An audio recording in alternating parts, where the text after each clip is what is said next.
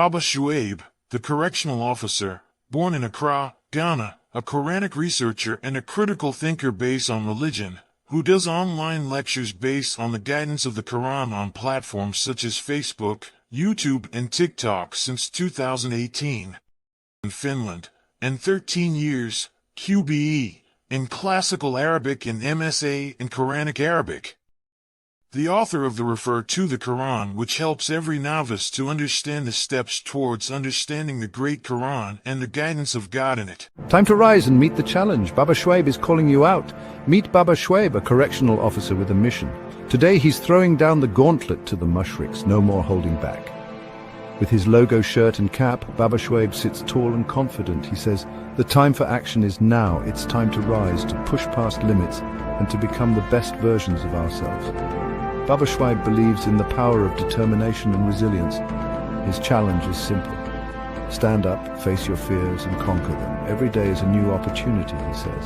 An opportunity to grow stronger, to be better, and to leave a mark on the world. So, are you ready to accept babashuaib's challenge?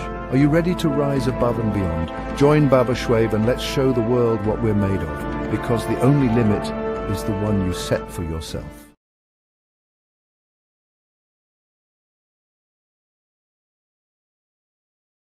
Chapter 13 verse 11. Write it down. Quran chapter 13 verse 11. God does not change the condition of the people unless the people change what is in them or with them. So if God does not change the condition of people, unless if you have decided to change yourselves, what makes you think a calendar, a common calendar changing, a date on the calendar changing is going to change you? Are you getting my point? So the new year changes nothing in your life. It is the initiative you yourself take, and you try to purpose for yourself and say, okay, my objective next year is to do this and that and that. Those are the things that will change you. Not the calendar has nothing to do. As a matter of fact, some people left food in their fridge yesterday, and that is maybe the same food they are going to eat the next day, on the first day of New Year, right? And you have a job to do, the same salary maybe you are getting just 31st, maybe it's the same salary you might get the next coming month. You understand? So sometimes nothing changes. Most of the time, nothing changes, except when you have tried to change something. That is the motive. So the reason why most people find excitement, they think, okay, the ideology is thinking, okay, New Year, maybe I have new plans, I have new objective, you understand? It's just like moving into a new house. You know, you want to put new stuff, new TV, new, table, so that it will still stay new. That is the concept. So we are the people who create that mindset, right? So it is not a calendar which actually changes anything. It doesn't change. It's just a number. It just keeps changing and going, counting, So just understand that. Don't let any religious person tell you it is haram to celebrate a new year. There's nothing wrong with that, to be honest. So thank you all, ladies and gentlemen. Sister Muslima in real estate, I appreciate your presence. Salam. Yes, Brother Imran says, Baba, is mushrik's ideology that been imposed upon the masses to follow. It has no connection to Islam. It is all fine to say Happy New Year. Well, if it depends, a New Year has nothing connected with the idea of Christianity or Islam or anything. It's just something you just wish people Happy New Year. But as for the celebration, I don't actually see any celebration in New Year. It's just that people play the rockets, send the rockets up, and people go outside to enjoy the view that, okay, we are entering into New Year. I don't see any religious activity, actually, like to say I'm going out to go and do something religious, like,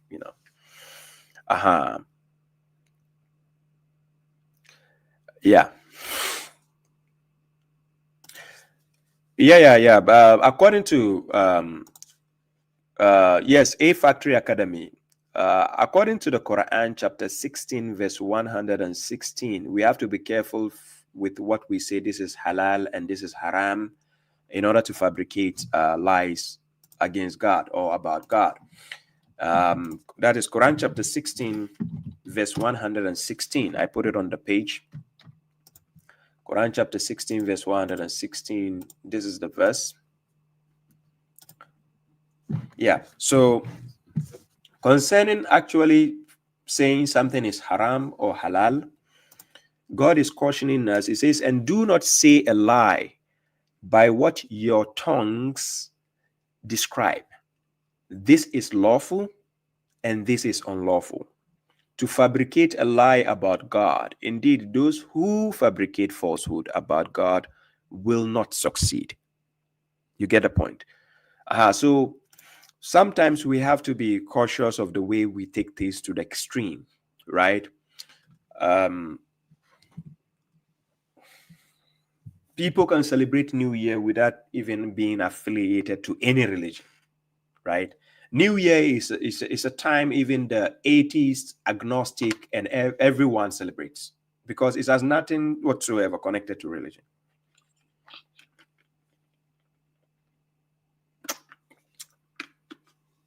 Yes, so thank you. Let me see. We have, Sister Nia, I see you. Tadzi, Hanifa. Hanifa, thank you. I appreciate the support.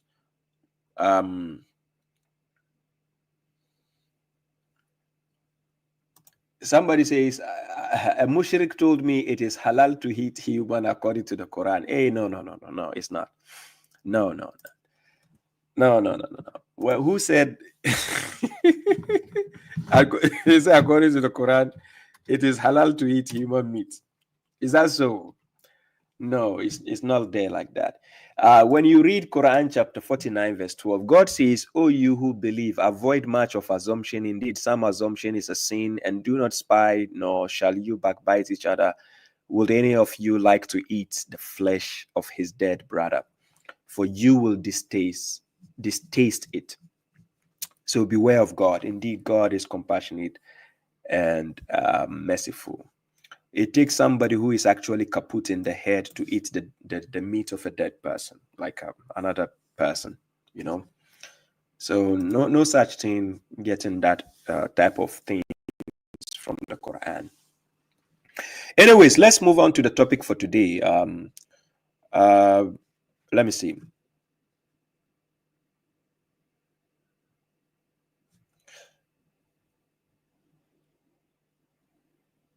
Yeah, thank you very much. Little Rock 181. I appreciate the support. Thank you. He's watching from Libya. Thank you very much. Love you too. I appreciate the support. God bless you all. Let's move on, right? Let's move on with do they have a ladder? He says, do they have a ladder which they use to overhear God in the heavens? I wonder how they do that. Yes, I wonder. It says, Autan, Gambo. Yes. It says, brother, is the 5 prayers times clearly stated in the Quran? No, there's no such thing as 5 prayers in the Quran. No.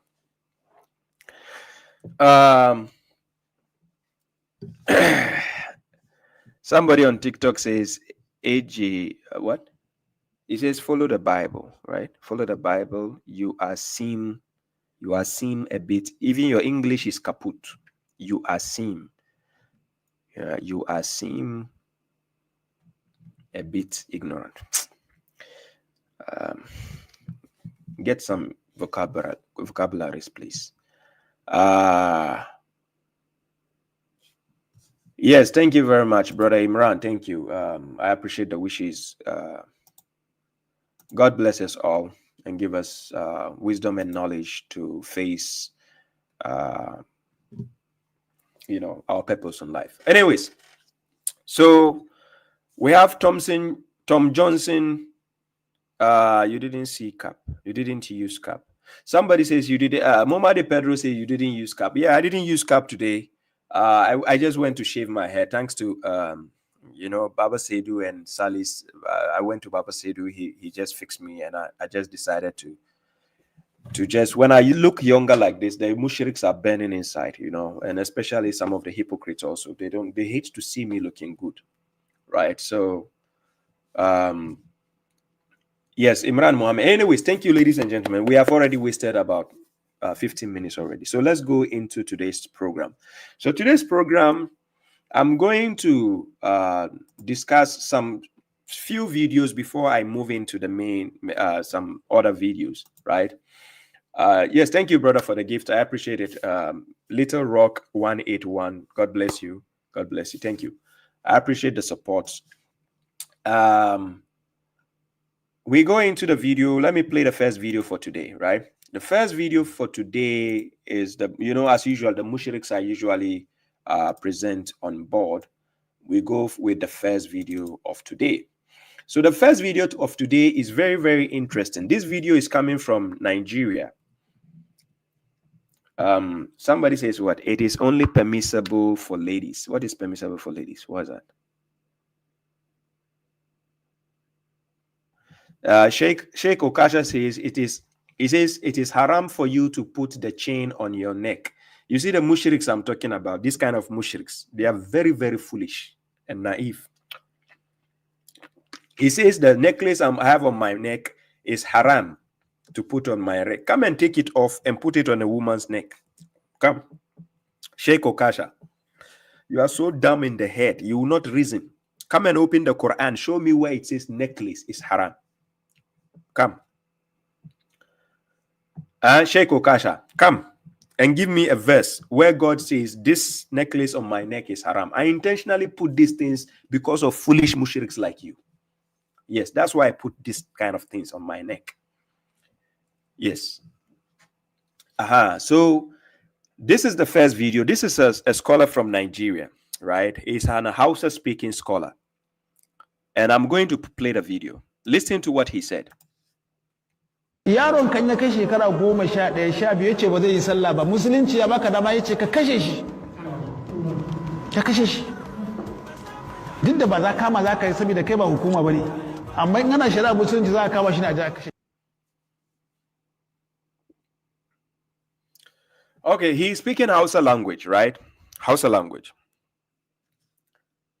And this is, he said, when your child reaches the age of 11 years and he does not pray the salat, he does not pray, he says you should kill him.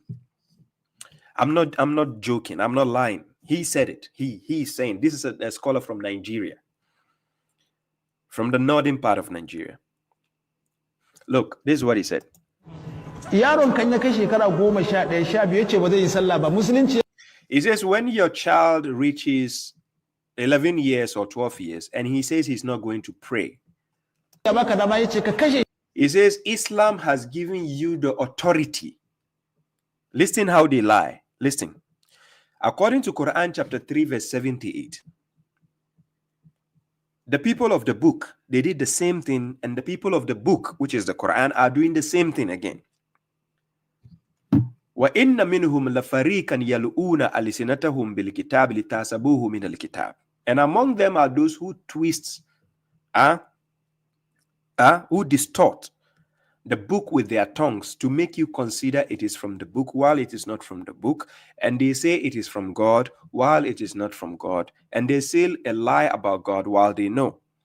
So he is saying Islam has given you the authority to kill your child if he is at the age of 11 or 12 and he says he's not going to pray. You should kill him because of prayer. Yes. He says kill him. Just kill him. Kill him. I told you, these kind of people, if they are scholars, they should be checking their brain first before they allow them to preach or talk to people. But they don't. But they will happily be on social media calling babashuaib a madman. You say, this guy is crazy. This guy is a madman. But you have madmen like this. And you think you have scholars. And when babashuaib is talking, you think rather I'm insulting.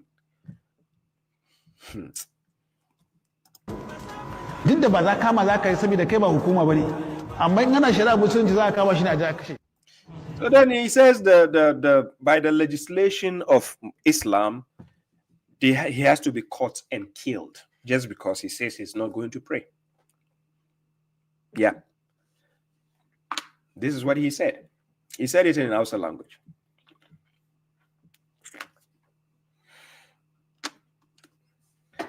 You see the problem? So these are the people who are leading people in Africa.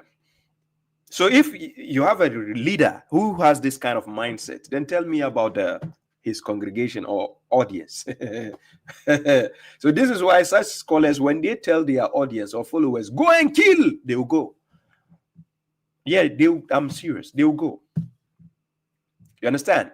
And that is why babashuaib, when I'm dealing with the scholars, I go with the snake's head. The snake's head is the scholars. The scholars are the head of the snake. I don't need to go for the body. I need to go for the head. Because when I catapult the head,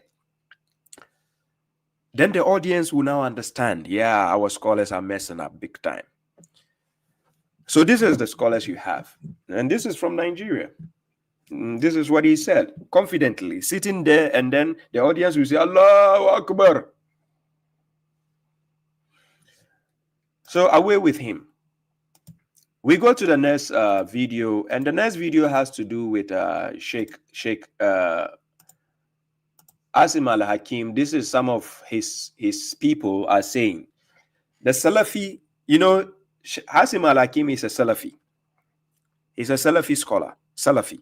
The Salafis are the extreme versions of the Sunnis. Yeah, they are the extremists.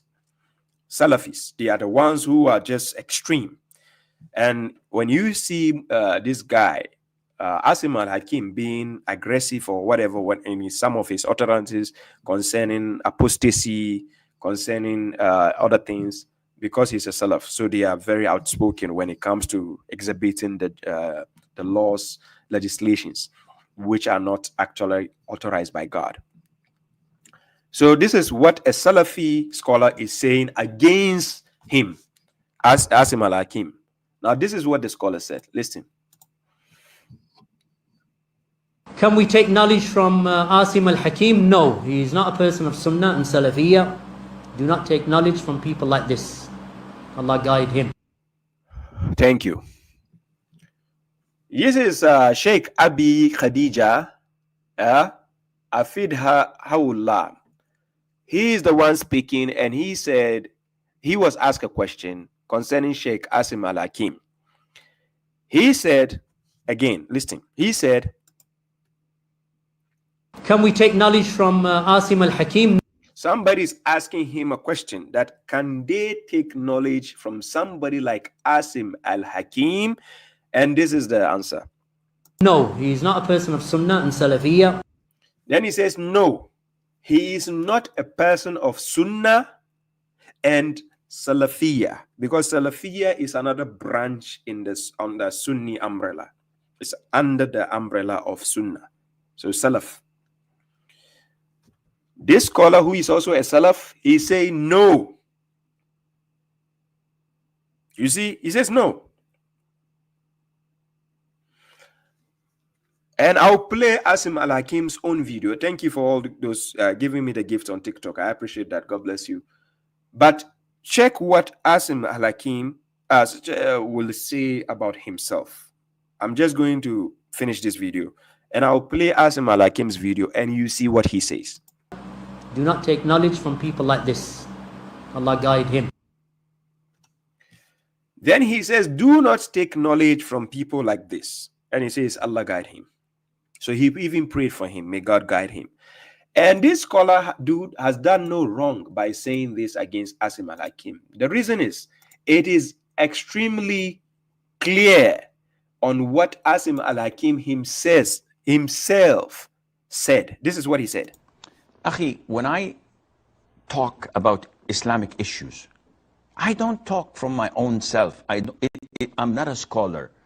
I don't come up and think, yeah, I think this is halal, this is haram.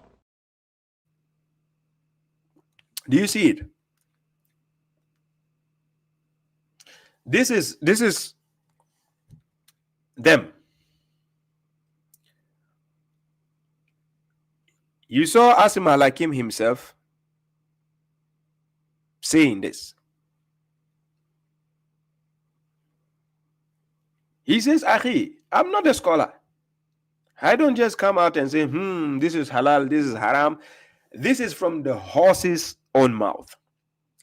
So then you have the scholar from his own denomination speaking against him and saying you shouldn't take knowledge from Asim al-Hakim, and he's not guided. Because he himself, they don't agree with his Salafi style of anything. The guy says he's not a scholar. So why should knowledge be taken from somebody who is not learned? It doesn't work. Are you getting my point? It doesn't work. You are wasting your time when you go taking knowledge from somebody who is not a learned person. Okay, so away with this. Let's go to the next one. The next one, we deal with Mufti Menk. Mufti Menk is here. Muhammad sallallahu alayhi wa sallam in an undisputed hadith says, Man salla alayya wahida. Whoever sends blessings upon me once, sallallahu alayhi biha ashra, 10 times he will receive blessings from Allah. 10 times. So if you want blessings, you just need to send blessings and salutations upon Rasulullah sallallahu alayhi wa sallam. It's an echo. It's an echo of enlightenment. Your tongue must be moist. What do? The most powerful words in existence are that of the praise of Allah subhanahu wa ta'ala. Thereafter, that of the praise of Rasulullah sallallahu alaihi wasallam. One might ask, why Rasulullah sallallahu alaihi wasallam? Because Allah chose him. Don't be jealous.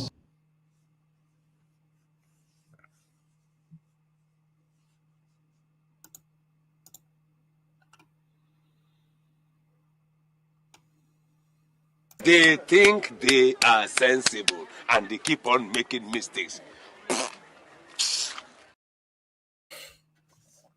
Yeah. So you heard what Mufti Menk said, right? I told you when they put the nasheed behind their statement, that is when they say some of the dumbest shits ever.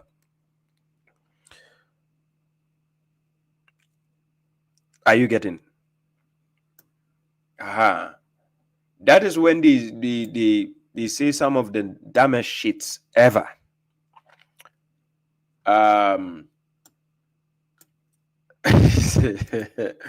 Nia says Baba's face. Like, they don't cease to amaze me, like some of the dumbest shit they say, you know. Okay, let's go. He says, if you are jealous, let's go again.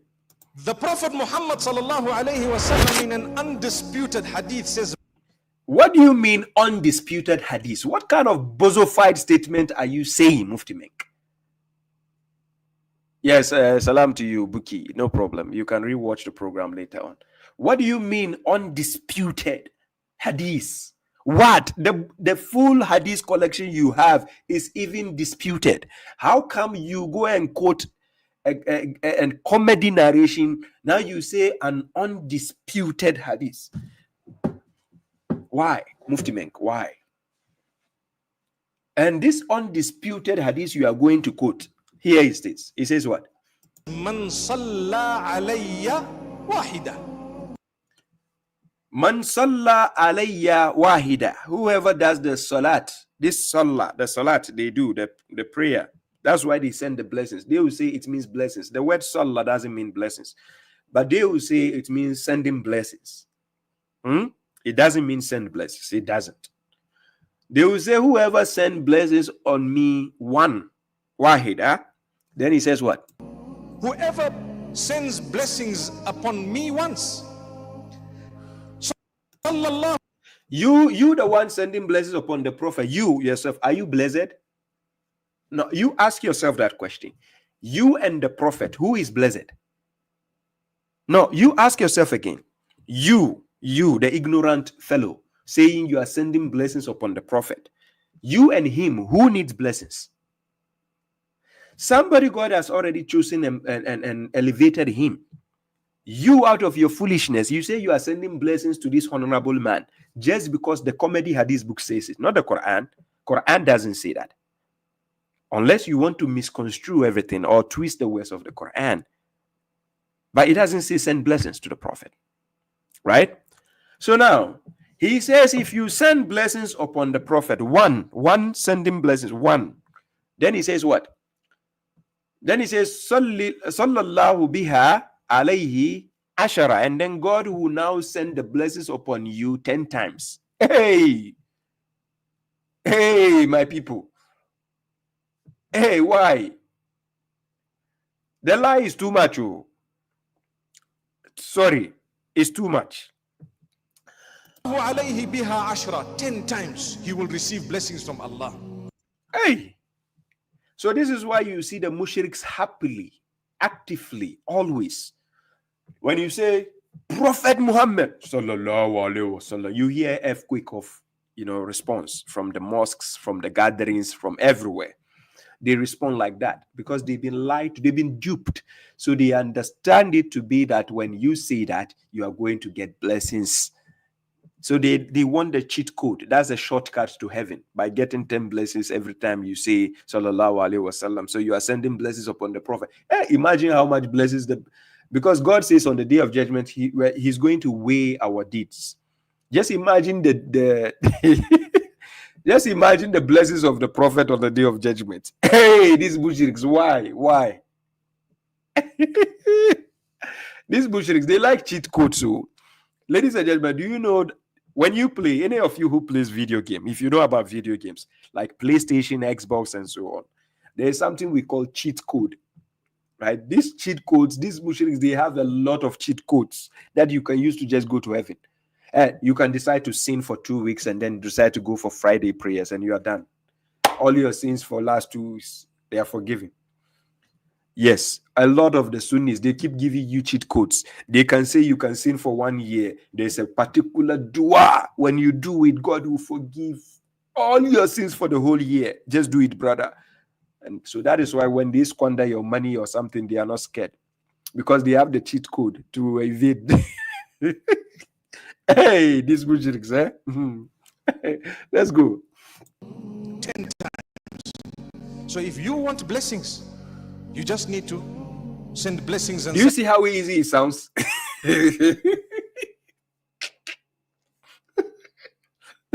So it's not about the be righteous anymore. If you want blessings, just send blessings to the Prophet. It's easy, shortcut. Just sit in your room, and especially the group called Tariqatu Tijaniya, they are the best at sending blessings to the Prophet. They have this rosary, the rosaries.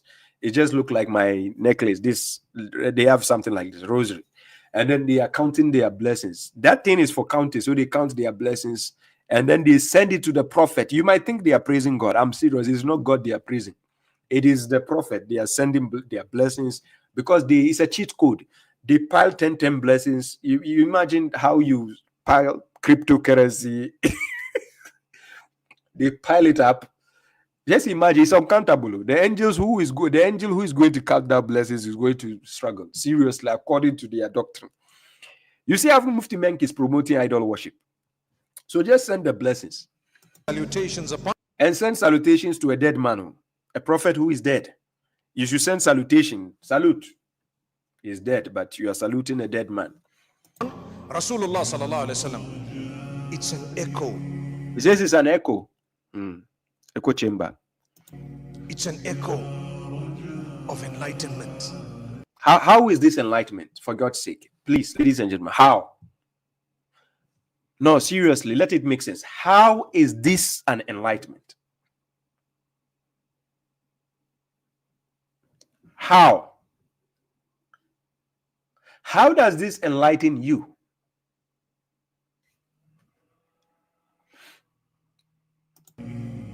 Your tongue must be moist. Your tongue must be moist by doing idol worship, by calling on the Prophet in your salat. Everywhere you are, just send blessings, because even though you are not a blessed person, keep sending blessings to a blessed man. Just keep sending blessings. Send blessings, because God, if you send one, God will give you 10. Send one, God, because the last time I hear this is from the Christians. That's how they preach. That's how they tell their audience, their congregation. Just do this and Jesus will bless you. God will give you multifold. Yes, that's exactly the same thing. Just send blessing. One blessing, God will give you 10. So imagine how much the mushriks are sending blessings to the prophet every day. What do I do? The most powerful words in existence are that of the praise of Allah. Okay. The most powerful words in existence are that of the praise of God. Well, I can resonate with that, yes, but there's a problem. Subhanahu wa ta'ala. Thereafter, that of the praise of Rasulullah. So that's where the problem comes in. Exactly after God, because God alone is not sufficient for them. They are not satisfied when you mention God alone. It doesn't suffice for them. So then thereafter, you have to now mention their idol. Yes, mention the idol. That is when they are satisfied. When you go to any mosque, you mention God, nothing. It doesn't move anybody. Just mention Allah. Nothing moves anybody. But just say Muhammad, or you say Prophet Muhammad. Hey, my God. You hear shivers in the mosque. You hear all the treble, the bass, the whatever sound you want to hear. One might ask. This is what the Quran says. Quran chapter 18. All those who do that to the prophet, they are mushriks. I'm telling you. Everyone who sends blessings and says they are selling blessings to the prophet, they are mushriks. Because no Muslim will do that. It is only mushriks who do that. So I'm going to show you a verse, what the messenger himself said. The messenger himself, this is what he said. Check this verse. Quran chapter 18, verse 110. This is what God says. It says, say to the messenger, say, I am only a human like you, to whom has been inspired that your God is one God, Ilahun Wahid. Then he says, so whoever is expecting to meet his Lord, then let him do righteous work and should not associate anyone in the worship of his Lord. He should not associate anyone in the worship of his Lord. But what do you see the mushriks doing? They go contrary to what the messenger is saying in this verse. This is the messenger who has been instructed to say this to the people. These same mushriks who said they are sending blessings to this man are going against exactly what this honorable man told them. That whoever is expecting to meet his Lord, then let him do righteous work and should not associate, listen, and should not associate anyone. Now tell me, is prophet not part of the anyone?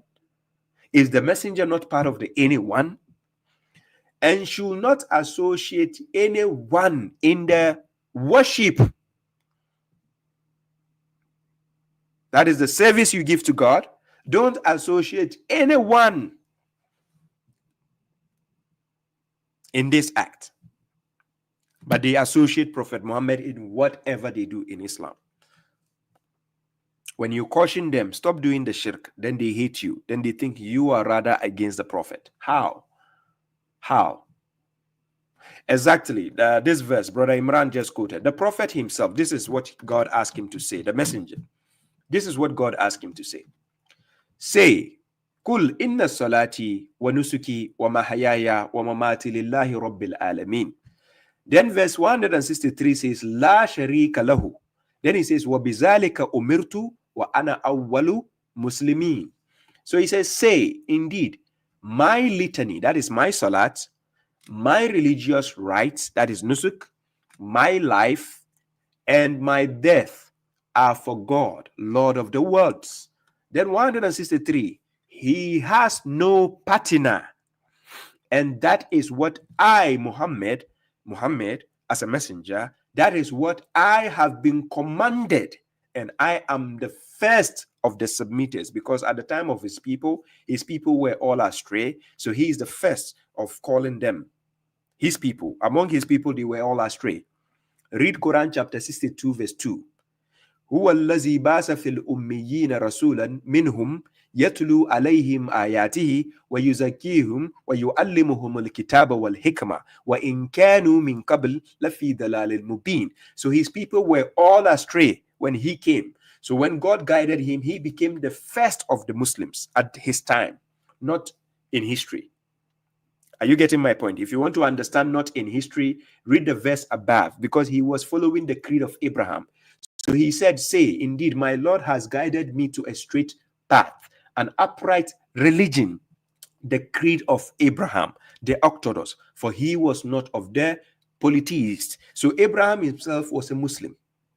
So Muhammad is not claiming to be the first of Muslims entirely, but in his time, he is the first Muslim among his people. So you need to understand the context in which the statement is derived. Okay, so you can see clearly, Prophet Muhammad himself, he dedicates his life to God, his religious act to God, his salat to God, his death and life for God. Then he says, this same man, will he come and tell you now, dedicate sending salat, sending blessings, sending this, doing this for him? No, he will not do that. So go and read Quran chapter 3 verse 79 in order to understand no servant of God will come on this earth and tell you to dedicate the act of worship which you are supposed to devote to God and give him a share. It will never happen. So now Quran chapter 3 verse 79, God says, ما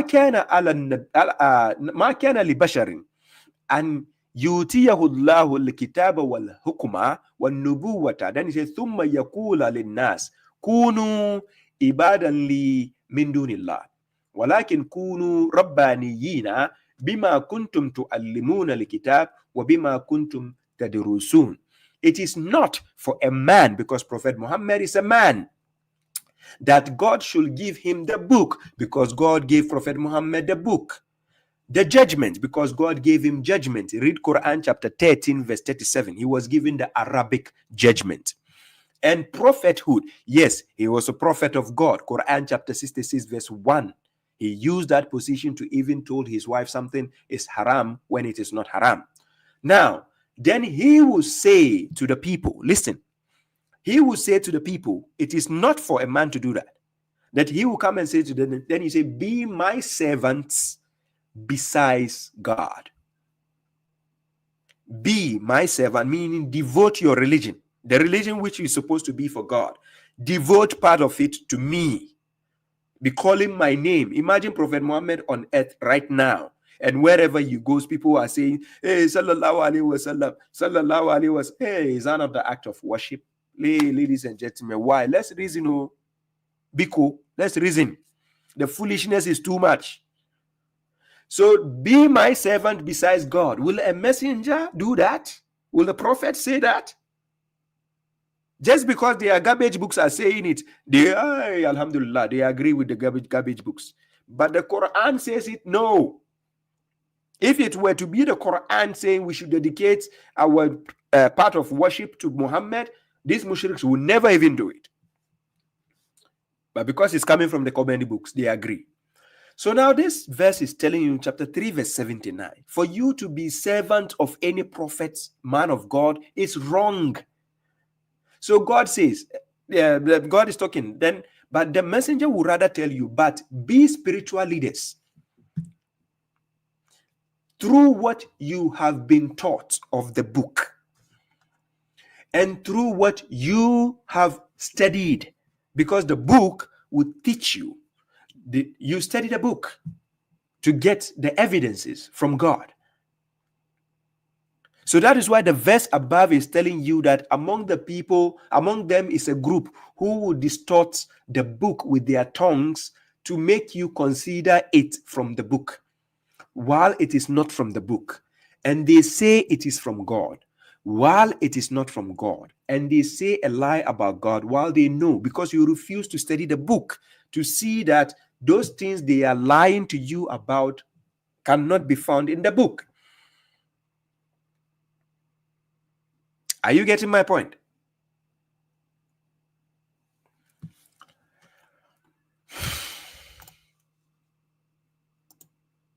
Rasulullah sallallahu alaihi wasallam, because Allah chose him. No, didn't God choose Muhammad, Abraham? Didn't God choose Isaac? Didn't he choose Jacob? Didn't he even choose Maryam? Didn't he choose Adam? Huh? These are the verses where God says he chose. Quran chapter 3. Here. This is the verse on the screen. Look at this verse. God says, indeed, God chose. The word Estafa. Estafa. You hear the mushriks normally calling Prophet Muhammad Mustafa. Mustafa. Mustafa. Meaning the chosen one. Mustafa. Was Prophet Muhammad the only one who was chosen? God has chosen Adam as the first bashar he created for us. He created, he chose Noah. He chose the family of Abraham. He chose the family of Amram over all people. Chose. Does it mean we should be singing praises, sending blessings? Hey, why? Why can't these people reason for once? Why? Is common sense expensive? Because we call it common sense because it has to be common. Everybody should have the brain to think. But your scholars are telling you don't use common sense in Islam. Now, is that not full of foolish people then? If you say your scholars are telling you don't use common sense, then what is left in the religion? Is that not foolish people? Where did God say don't use your common sense? Where does God say common sense is not allowed in Islam?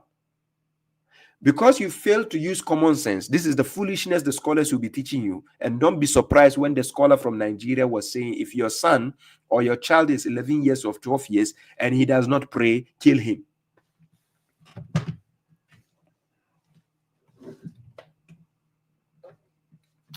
So, ladies and gentlemen, this is some of the foolishness the scholars will be teaching you and going forward. That's it. That's how they'll be teaching you going forward. Because people fail to reason and ask the necessary questions. Okay, you are. Let's go. The next video we are going to deal with is this guy, Abdullah Hashim. He calls himself the Imam Mahdi. Yes, he calls himself Imam Mahdi. He says he is the Imam Mahdi. And listen to this outrageous statement he's going to say.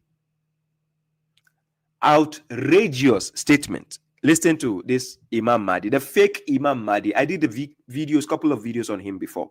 I've exposed that dude. He's a no go area. Yes, he and his disciples. I wonder if this guy even have disciples. He has disciples, yeah. So he is coming to save the world. Imam Mahdi is here, ladies and gentlemen. This is Imam Mahdi. Today about something which 99.9% of our viewers have never. This guy also likes using the word 99.9 a lot. I'm serious. He likes using the word 99.9% or 99.9. I don't know if they inspired him to be using that code. And when I say if they inspired him, I'm not talking about God, because even the devils can inspire people. If you don't know, go and read Quran chapter 6, verse 121. The devils also inspire people to say things. Yes. So he kept mentioning 99.9% of these. I don't know. And he's talking like a, Marvel Universe character, like, Avengers. Is it Avengers or Captains? What is it? Captain America or something. That's how he talks. So listen to him. Ever even heard of. And that is that there actually exists 2 entire surahs that were written and preserved that are not placed in the current Quran, but narrations state that these surahs were from the Quran. One of them is called Surat An-Nawrain, the surah of the two lights. And another surah is called Surat Al-Wilaya. Have you ever heard of these two? No.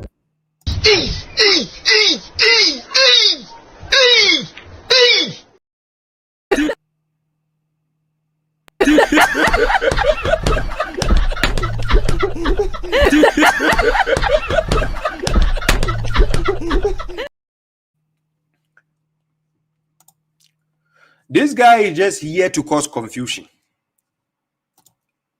Yeah, I forgot. Akurabatu is here.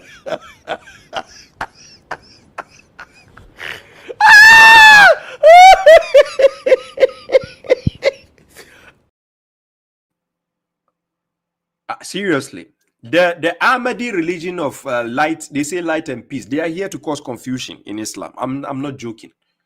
Those people are not here to even bring peace anymore in Islam. I'm serious. I don't know why people should take this guy seriously in any sense again. Listen, look, babashuaib is going to show you how to critically listen to people, because I've found out that most people don't know how to even listen to me critically. And I will show you some of the mishaps I'm telling you about. People need to listen to people critically so that you don't twist people's words. You understand? So listen critically and hold people accountable by their own words. Okay, listen. I want to talk with everybody today about something which 99.9% of our viewers have never, ever even heard of. Okay. So he wants to talk about something which 99.9% of their viewers have never heard of. I agree. I agree. Right? So now let's find out. And that is that there actually exists two entire surahs. So that there actually exist two entire surahs. Listen carefully. So please, we need the 19 people. What is the 19 submitted? The submitters 19 group. We need your help. Come and help us out. Because you guys says you have the code and everything. So this guy is challenging you. He says there are two extra surahs. So I don't know if you are going to bring Rashad Khalifa back and give him the two surahs to add it to the 19 mathematical code. We are going to find out. Let's check. Remember, the submitters group, they took two verses out. Rashad Khalifa took two verses out. Chapter 9, verse 128 and 129. He took it out of the Quran. He says they are evil. He says they are devil verses, so they don't need to be in the Quran because they have the attributes of God. And you saw me asking Naveed about other verses which has the attributes of God being attributed to Pharaoh. And he says that is mocking. So that's one doesn't count. Okay, no problem. But here is somebody who says there are two fresh surahs, full surahs, and they are not in the Quran. So there is a problem. Greetings, King Hassan. So now check. Let's hold him by his own words. Check what he's going to say. That were written. That were written. And preserved. And preserved. But I'm going to show you the issue. That are not placed in the current Quran. That are not placed in the current Quran. But listen. But narrations. But narrations state that these surahs were from the Quran. You see the problem here? This is how the devil twists words. These two surahs have been revealed. They are not there in the current Quran. Then he says, but narrations. And that is why God says in Quran chapter 6, let me show you the verse. In Quran chapter 6, verse 112. Let me put it on the screen so you understand the work of the devil, what the devil is trying to do, how he's trying to trick your brains. This is the work of the devil. God says, and thus have we, is it on the screen? Yes.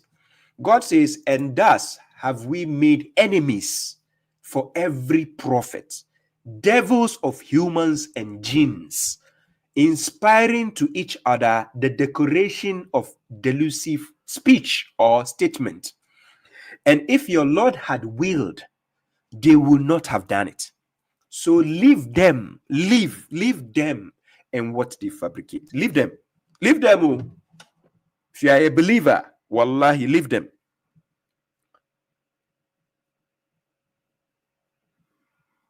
I'm serious. If you are a believer, leave them. Then he says, so that the minds of those who do not believe in the hereafter will incline to it in order to approve it and to commit what they are committing. So when you listen to this comedian, you listen to his words very carefully, you see where the twisting factor comes in. Here, let's go back. Listen to what the is called Surat An-Nawrain. These current Quran, but narrations state. But narrations, which are the Hadith books, states that these surahs were from the Quran. So he believes, he gives credence to the narrations, not to the Quran anymore. I had a dialogue with one of his disciples. Do you remember? The guy called Hussam, one of his disciples. Did you see the heebie-jeebies and the hula baloo he was creating in the dialogue? He said the Quran is not complete because this is what their leader is saying. And this is what they believe because the Hadith says so. He says the Prophet wrote a will because Hadith says so. And the same Hadith saying he doesn't have a will. Do you see the confusion? So listen carefully. It is because the narration says there are 2 chapters which are not in the Quran. He believes that. So listen. One of them is called Surat An-Nawrain, the surah of the 2 lights. And another surah is called Surat Al-Wilaya. Have you ever heard of these 2? No. Hey, Agrobatu. Hey, Agrobatu, come, please, come. God have mercy upon us.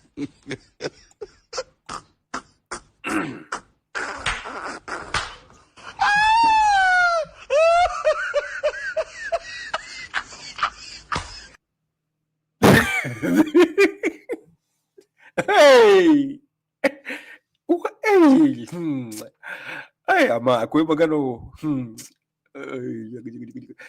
So he's talking to one of this guy. Talking to him is a disciple, right? So the disciple, you see the happiness on his face as if he has been promised 1 million. I don't know why he's happy like that. The surah of Wilaya, that is the hey.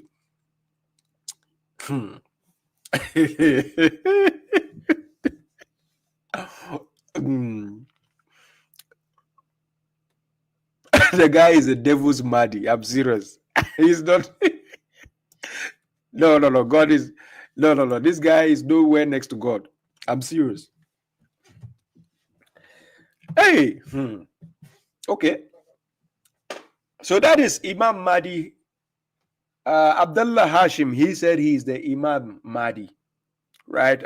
So he's coming to save the world because the hadith says Imam Mahdi comes. He's going to stop the war in the world. He couldn't stop the war from Israel and Palestine. He couldn't stop it. He couldn't stop Ukraine and Russia. He couldn't do that. But he's here telling us there are 2 surahs. Okay. So aware with this comedian also, another mushrik. But now let's go to this one video here. Now this next video I'm going, oh, just a second, sorry.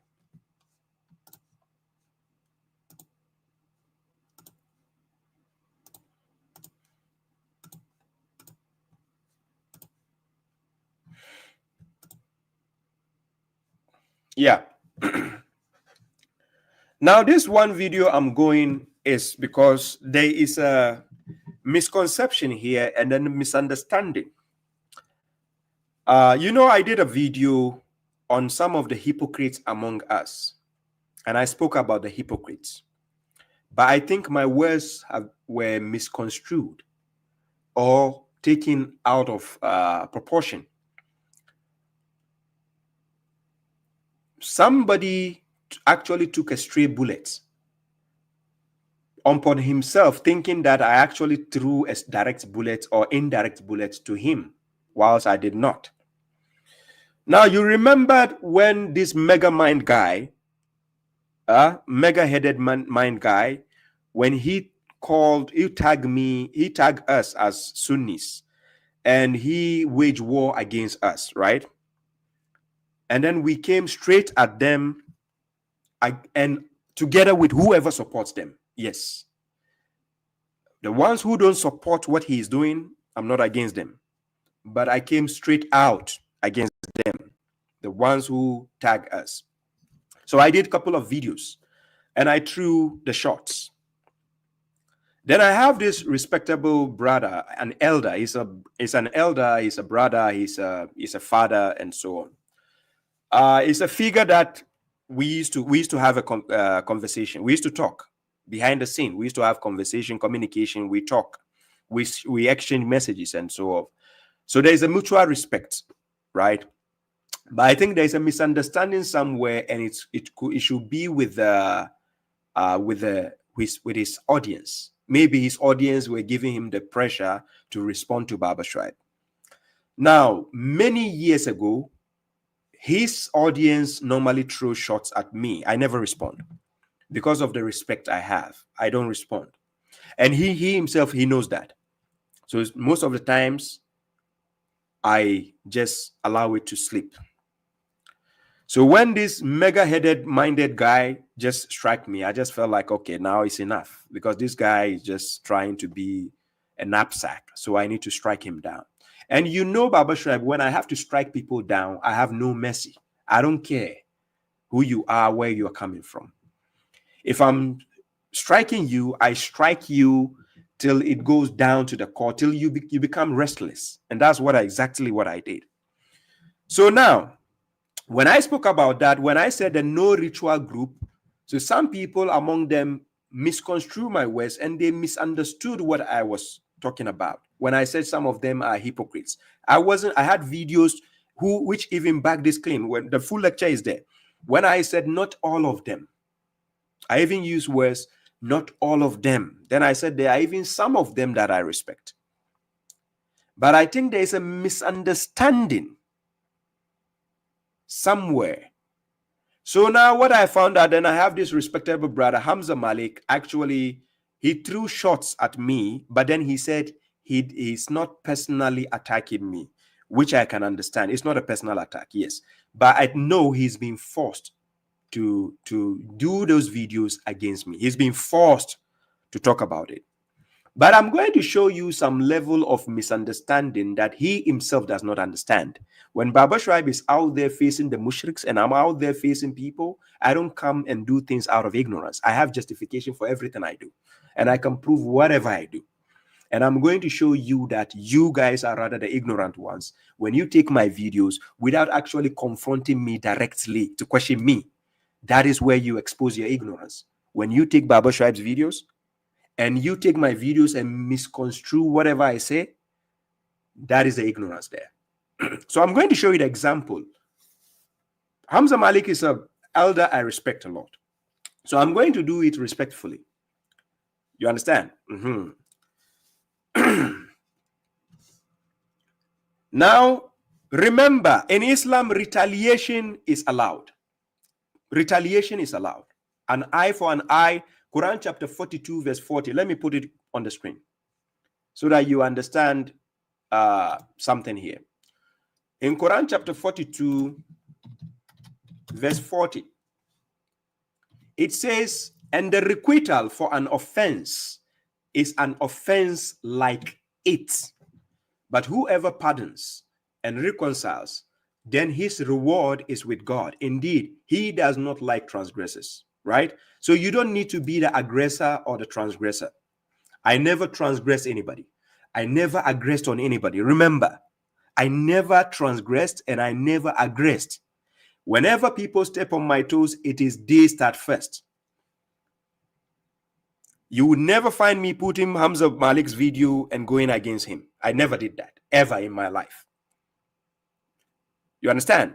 But now he took a straight bullet upon himself, thinking that I threw shots about to him. But he being an elder, I expected him to actually inbox me.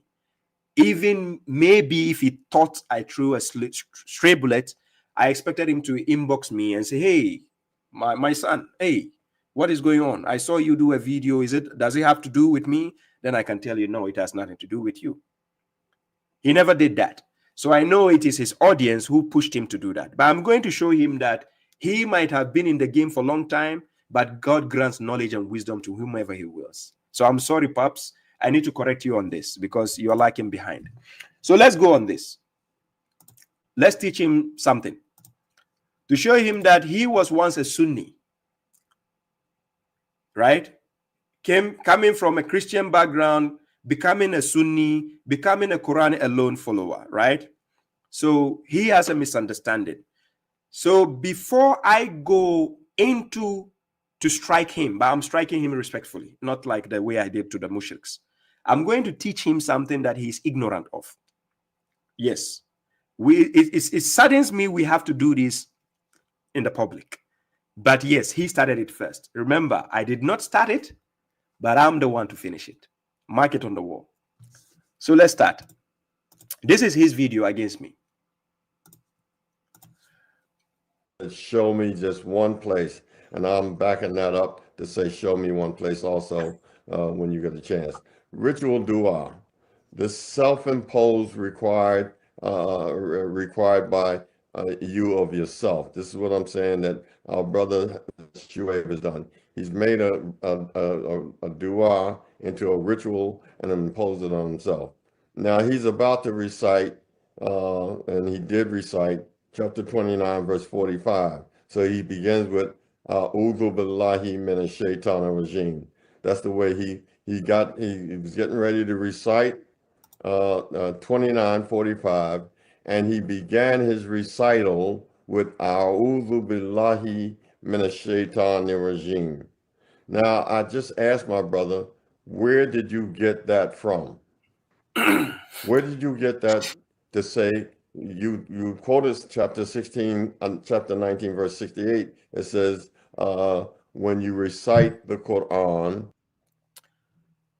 It's not 19 verse 68 I quoted. I quoted 16 verse 98. So he's asking, where did I get it from? I'm going to prove it to him, and I'm going to show him that he's rather ignorant, because that is the problem for some of the Quran alone followers.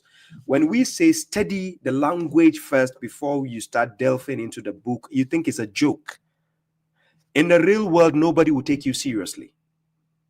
You study the language, then you deal with the book. That is when people will take you seriously. That is my advice to most of you. And you think it's a joke. You keep saying, oh, I don't need to understand Arabic, but yes, I have to deal with the Quran and I can tell people what it says. Really? Really? Then why are you using lexicons?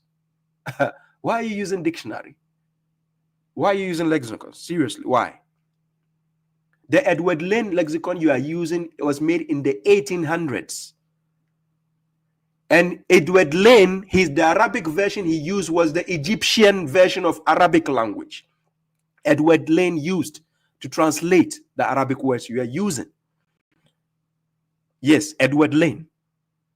Go and read it up. Research it for yourself and see. And Edward Lane was not even a Muslim.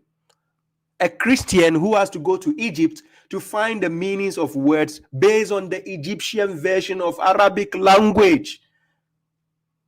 And some of you Quranists will just take it and then you just twist words, create new meanings, cherry pick the verse and the meanings you want. And then you come out with following closely, we come out with commitment, you come out with connection. This is just the tip of the iceberg. If I go in deeper, I'm going to crush you all. I'm serious. This one I have to do it respectfully because I respect Hamza Malik. But I'm going to show you the mishaps and then the misconceptions they do have. And that is why I tell you guys, my phone number is there. Bring the best among you. Let's have a dialogue. No, one-on-one. Let's have a dialogue. The best among you, the no ritual group. I'm saying it. I repeat. The best among you, bring him. Let's have a dialogue. Yes, I'm waiting. Give me a call. So let's go. Seek protection from Allah, with Allah from the cursed devil. So you thinking now that to say, well, to do that is to say, A'udhu billahi minash shaitanir rajim, which Muslims all over the world say. I'm asking you, not the Sunni, I know where they get it from. Where, Brother Shuaib, did you get that from? It's not in the Quran. So he's asking me, where did I get it from? It's not in the Quran, because he has the shallow understanding. So he says, it's not in the Quran. You want to learn from Shuaib, then take your time and learn from me. You might be the pops, but remember, knowledge and wisdom is granted by God. He gives it to whomever he wills. It doesn't matter about the age. So your respect is given based on your elderly position. But I'm sorry, pops, this is knowledge and wisdom. This has nothing to do with age. So let's go. I'm going to teach you. Where did you get it from? You have that hadith. Let me put the hadith up where you got it from. You didn't make it up. You didn't imagine that. You got it from a hadith. So you saw that. Can you hear the accusations? So asking me a question and then also claiming to know where I got it from. So he said, I got a'udhu billahi minash shaitanir rajim from the hadith, just because of his shallow understanding of Arabic language. And I'm going to help him out. Just get your popcorn and then enjoy. The Sunnah. And here's the hadith. I have two of them. I just got one I'm going to put up. I have two of them.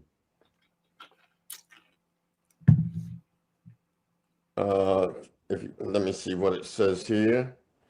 Okay, here we are. We have the hadith in the Arabic and the English, and it says, Abu Zayd al-Khudri reported that the Messenger of Allah, peace be upon him, peace and blessing be upon him, said, when one of you recites the Quran, let him seek refuge with Allah from the curse. And that reference for that hadith is in Sahih Muslim, Book 4, Hadith number 226. And it's also found in the Sunnah of Abu Dawood, Sunan Abu Dawood, Book number 2, Hadith number 775. And there it says, A'udhu billahi minash shaitanir rajim. A'udhu billahi minash shaitanir rajim. It's right there in that hadith. That's where you got that from. You didn't get it from the Quran. So therefore, you're not following the Quran alone. And if you're not following the Quran alone, and you're quoting that as an authority for you doing your ritual salah, that's shirk. That's shirk straight up and down. So he says, what I am doing is shirk. He said, he's passing on a judgment. He says, what I am doing is shirk. And remember, I never did a video anywhere where I put Hamza Malik's video and went straight at him. I never did that. No way. Never ever. And I know he's been pushed to do this. I never did that. He took my video straight out at me. But the reason why I'm dealing with the first statement he threw at me, this is the first statement concerning A'udhu billahi minash shaitan. And I'm going to teach him because this is something he has never been taught. Remember, he came from a Sunni background, so they didn't teach him well before he became a Quran alone follower. So he wasn't taught well. So I'm sorry, Pops, I have to teach you on this because you are lacking understanding here, right? Okay. So he said, what I am doing is shirk. That's shirk. That's what he said. So he says, me saying A'udhu billahi minash shaitanir rajim is not from the Quran. He said it's coming from the hadith. And he quoted hadith and he says that's where I got it from. Ladies and gentlemen, for all those who have been watching my videos for how many years, did I say I got A'udhu billahi minash shaitanir rajim from the hadith? Did I say it anywhere? No. But let me tell you why he thinks that is not from the Quran, because of not understanding how the Arabic grammar in the Quran works. Are you getting my point? When we are telling you, babashuaib is telling you, go and study Arabic. I'm not saying that to just feel entitlement. I'm just telling you, you don't learn Arabic. You can't argue with the mushriks out there. You are no match for them. They will use Arabic to bully you. Don't just remain online checking lexicons and you think you are done. Do some extra studies. babashuaib, I can boldly stand in the public and call the mushriks for dialogue or debate because I know their pros and cons. Yes. But if you think babashuaib is just doing this, and just because you don't agree with the Sunni, so you think I'm also part of a Sunni, then you have a shallow mind because of your less understanding. So I'm going to teach you, Paps. Let's teach him. So first of all, whilst he was stating, let's cut him some slack because the old age is playing a role, because Hamza Malik is about over 80 years old, right? So let's cut him some slack. I said chapter 16, verse 98. He said chapter 19, verse 68. With right? A'udhu Billahi, This 29:45. So he begins with A'udhu Billahi Minash Shaitanir Rajim. That's the way he was getting ready to recite 29:45, and he began his recital with A'udhu Billahi Minash Shaitanir Rajim. Now, I just asked my brother, where did you get that from? Thank you. Where did I get it from? I got it from the Quran. But before I'm going to show you how I got it from the Quran, let's teach you some grammar, please. Now, let's go back. Now, let's take the Quran here.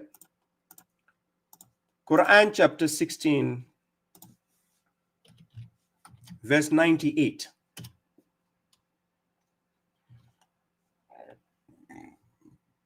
This is the verse on the screen, and I put it bigger.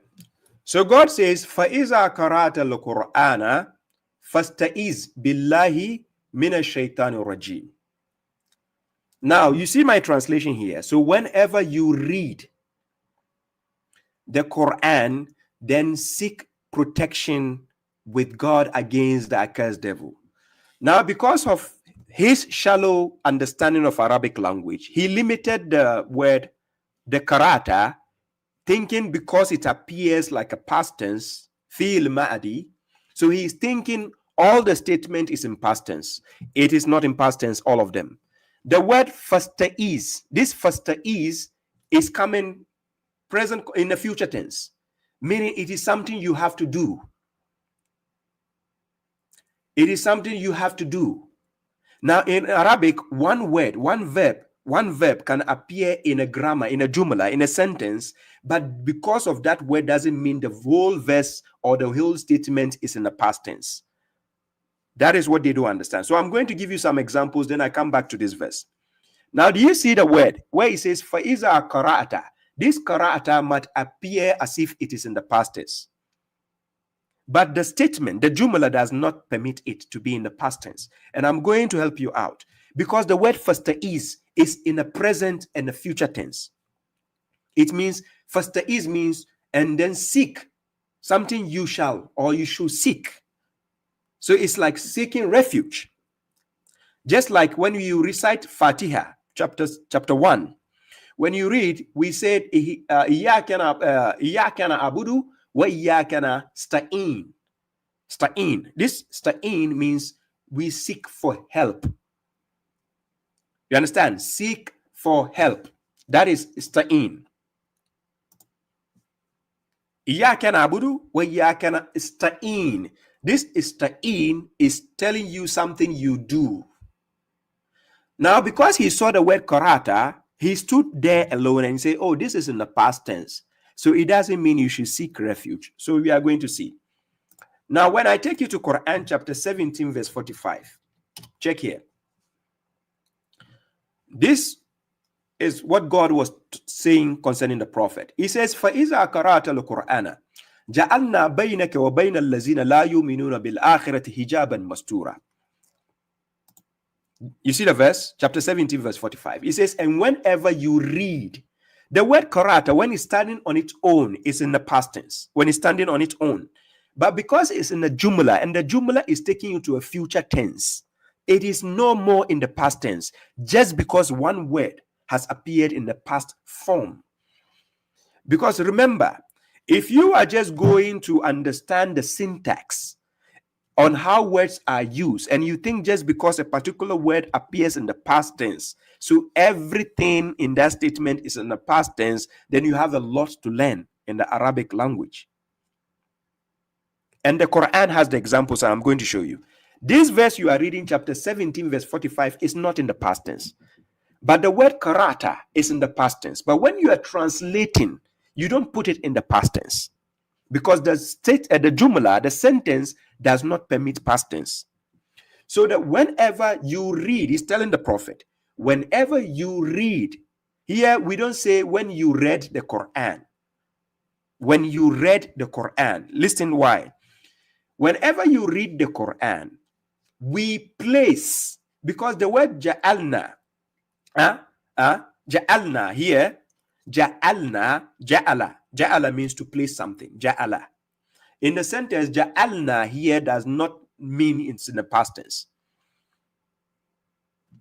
We place a concealed partition, because the reading has to take place in order for the placing of the partition to happen by God. So we place a concealed partition between you and those who do not believe in the hereafter. Then verse 46 is going to reveal that instance I'm talking about. And we place coverings over their hearts, lest they comprehend it, and deafness in their ears. And when you mention zakarta, when you mention your Lord in the Quran alone, they turn away on their backs in aversion. So you see the verse goes in that direction, not in the past tense anymore. Because it is something which is happening continuously. It didn't occur in one time alone. Are you getting the logic here? But the word you are checking in 45 is karata. When it's standing on its own, you might think it's in the past tense. And again, I'm going to give you another example. Quran chapter 25, verse 30.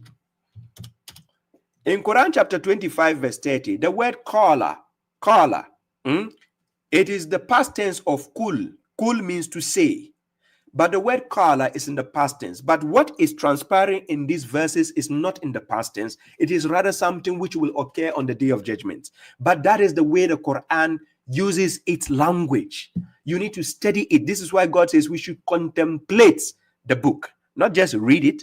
You contemplate and understand the structure of the Arabic language. God used Arabic language for a reason. Now, how can you speak about something when you don't study? Okay, I'm going to show you the mishap here. Now, in Quran chapter 25, when you start reading from verse 27, God is going to talk about the future tense, what is happening in the future. But listen what he's going to say. He says, it is the day a transgressor will bite on his hands, saying, oh, if only I had taken away with the messenger. You see, the messenger now is the subject of discussion, right? So verse 28, oh, woe to me, if only I had not taken so and so as my friend, or as a friend. Then verse 29, he has suddenly diverted me from the remembrance after when it had come to me. But the devil is to the human being a deserter. Now verse 30, and the messenger will say, but the word kala is in the past tense. But the messenger will say, because the statement, the jumla God is giving you is in the future tense. Just because of your shallow understanding of Arabic language, you don't limit it and say it's in the past tense. And you say, and the messenger said, what? Just because the word kala is in the past tense? Now check the jumla. The messenger will say, oh Lord, indeed my people have taken this Quran as abandoned. And thus have we made for every prophet enemies among the criminals, but sufficient is your Lord as a guide, and a helper. Because his people who abandon the Quran are the ones to start formulating new statements, new books, new hadith narrations, because they have abandoned the Quran.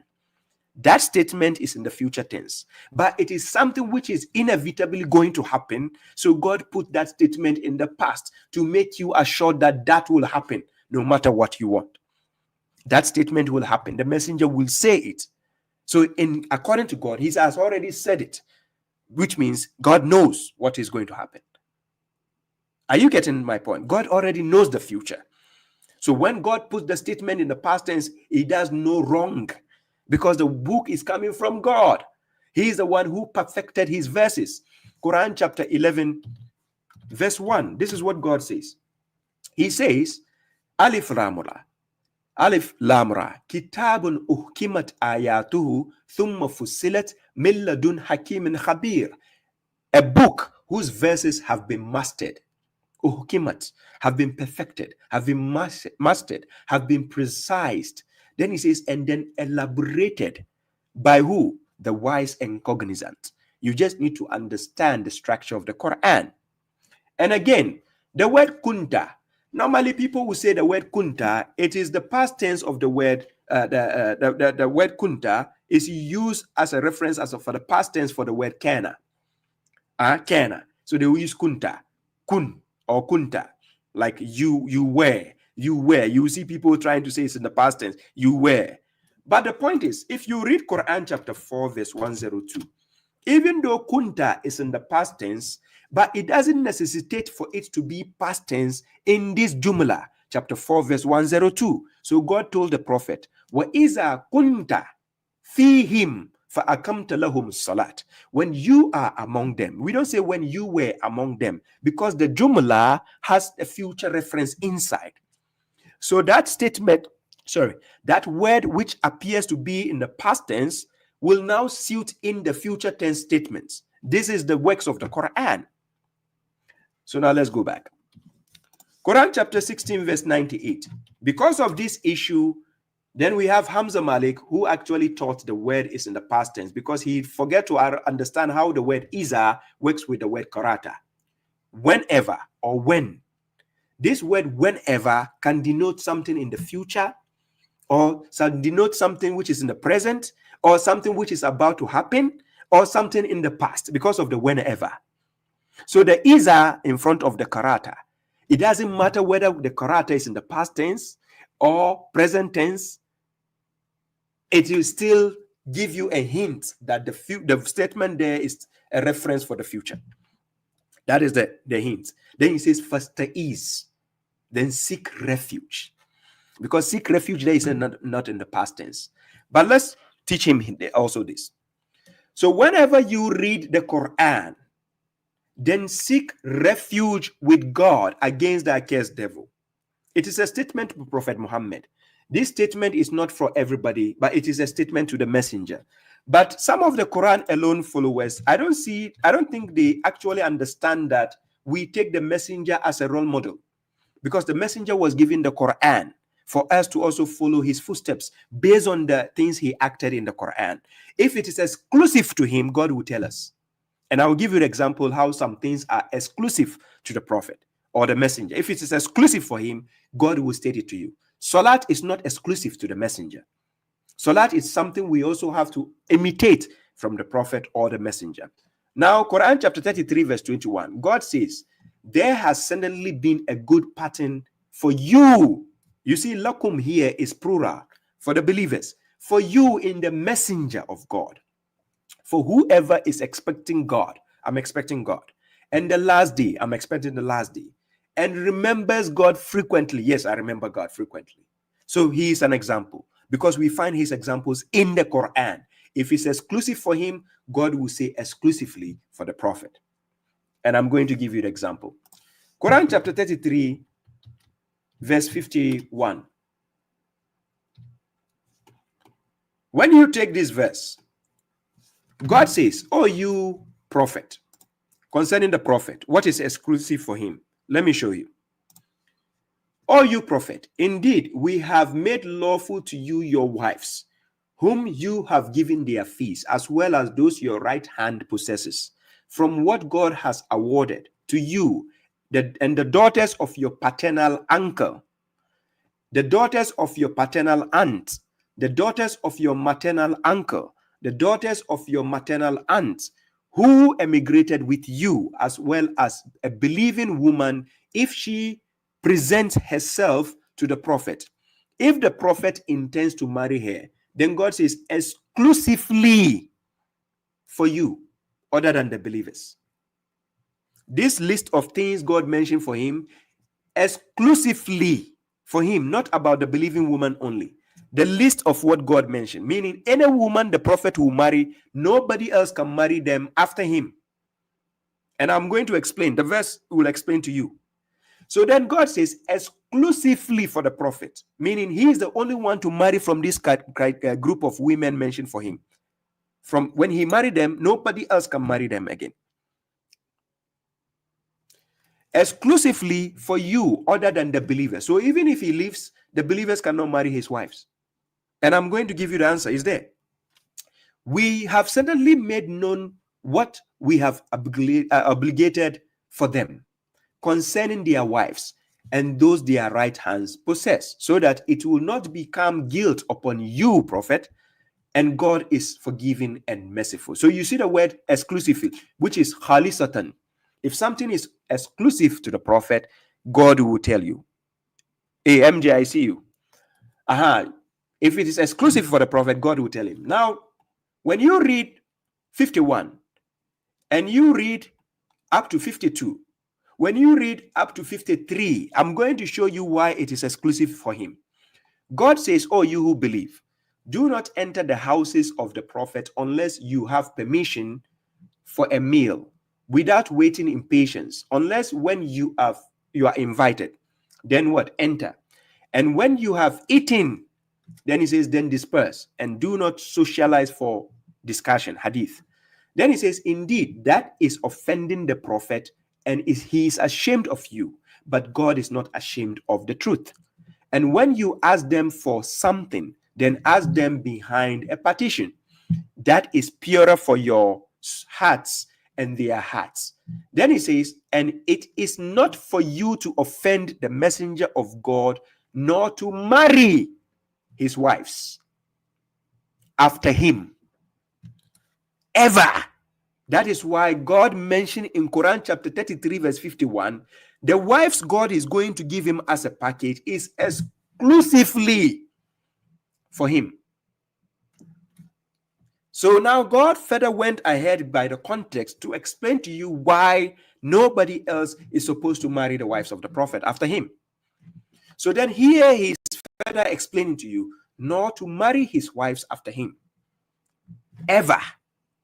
That's why it's exclusive for him. Then God says, "Indeed, that would be terrible in front of God if you try to marry any of his wives." Okay, going back to understand the structure of the Quran again. Now, when you take this understanding Hamza Malik has, he says, me saying that A'udhu billahi minash shaitan rajim is shirk. Let's help him out. It is actually a command to the messenger that whenever he reads the Quran, he should seek refuge with God. Seeking refuge, yes, you have to say it.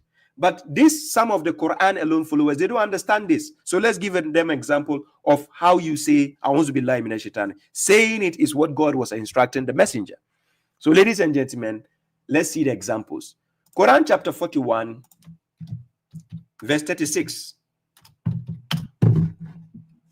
This is what God says. He says, "And whenever an incitement from the devil incites you to evil, then seek protection with God, or seek refuge with God. Indeed, he is the hearer, the omniscient." According to this, some of the Quran alone followers, that I call mega hypocrites, not Hamza Malik, but if you take it up to me himself, that so be it. Now, the point is, they think seeking refuge with God can only be done by reading the verses and then now you start acting upon them. That is seeking refuge. That is a shallow mind because you don't understand the Quran. Study it well, for God's sake. I'm going to give you examples. You can just say it. There's nothing wrong. Okay, let's see. Quran chapter 2 verse 67. What happened when Moses came to his people concerning slaughtering the cow? Listen what Moses said. And when Moses said to his people, indeed, God commands you to slaughter a cow, they said, have you taken us as a joke? He, Moses, said, I seek refuge with God, that I should be of the ignorant. This statement, did he say it or did he act upon it? This is the word in Arabic. He says here, Qala. He says, Qala. A'udhu billah. A'udhu billahi an akuna min al-jahilin. He said it. It's a statement you say. When God says seek refuge with God, you say it. It's an utterance. This is Moses says, I seek refuge with God that I should be of the ignorant. Not only that, let's see another example.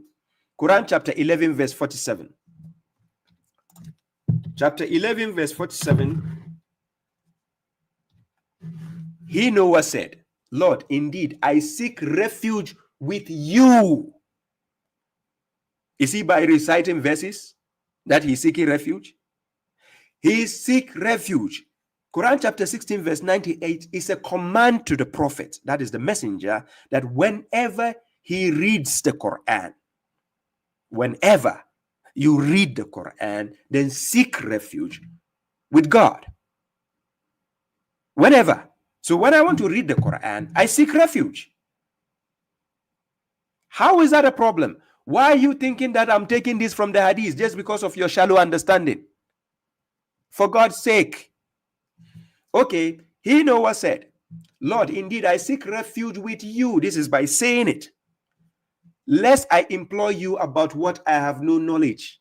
And unless you forgive me and have mercy upon me, I will be of the losers. This is how you seek refuge with God. You say it to God.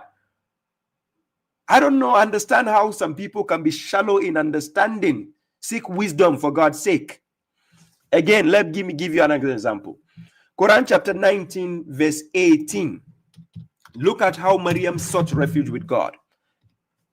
Maryam, Quran chapter 19 verse 18. She, Maryam, said, I seek refuge, I seek protection with the gracious against you, if you should be pious. It is by saying it, I seek refuge with God. Why is it difficult for this? I don't know what kind of people you are. You want to formulate your own religion just because of your shallow understanding of Arabic language.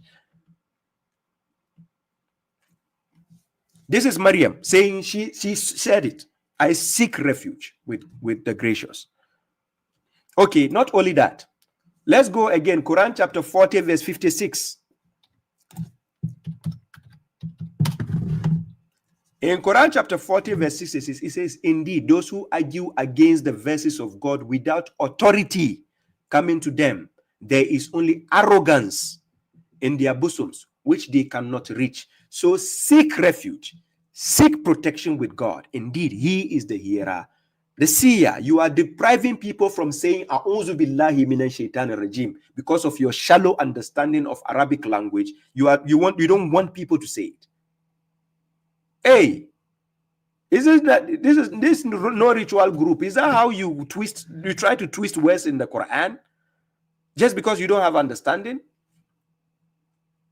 Hey, let's go again. Another example. Quran chapter 23 verse 97. You see here, this is God says, Waqur Rabbi a'udhu bika min hamazati shayatin. When you want to seek refuge with God, you say it. Yes, you tell God. It's just like an asylum seeker. When an asylum seeker enters into America, USA, or Canada, or Europe, the moment he enters into an European country or a Western world country, the first thing he will say, I came to seek refuge. I'm a refugee. You understand? I came to seek asylum. You have to say it. Similarly to God, you say it is an utterance that you have to tell God, I seek refuge with you so that he will save you. These are the examples. God has given us all the examples in the Quran, but you have ignorant people, confused people who are not intelligent. They will not try to understand what God says because they want to use their whims and desires. But let's go. babashuaib will help you. So this is it. 23 verse 97. Lord, I seek protection with you against the temptations of the devils, and I seek protection with you, Lord, lest they attend to me. But some people don't want you to keep saying you seek protection with God when you read the Quran. Now, Quran chapter 40, verse 27. Chapter 40, verse 27, and Moses said, I sought protection with my Lord and your Lord from every arrogant person who does not believe in the day of reckoning.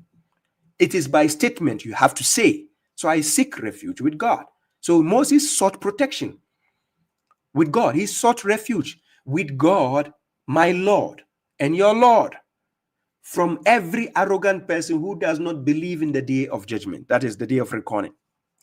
Again, we go to another verse, chapter 44, verse 20.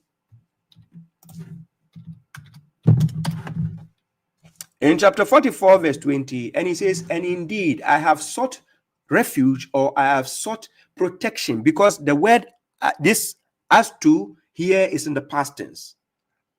But in Quran chapter 16, verse 98, it is in the future reference. You understand? So it is saying fasta'iz, meaning you have to, it's a command. God is telling the messenger to seek the refuge. So if I'm following these footsteps of this honorable man, what wrong have I done to also seek refuge? But because you have your shallow understanding of Arabic language, you don't want to study. And you say, no, nowhere did God ask you to say, A'udhu billahi minash shaitanir rajim. That is from the hadith. It's from the hadith. Hey, really? Okay.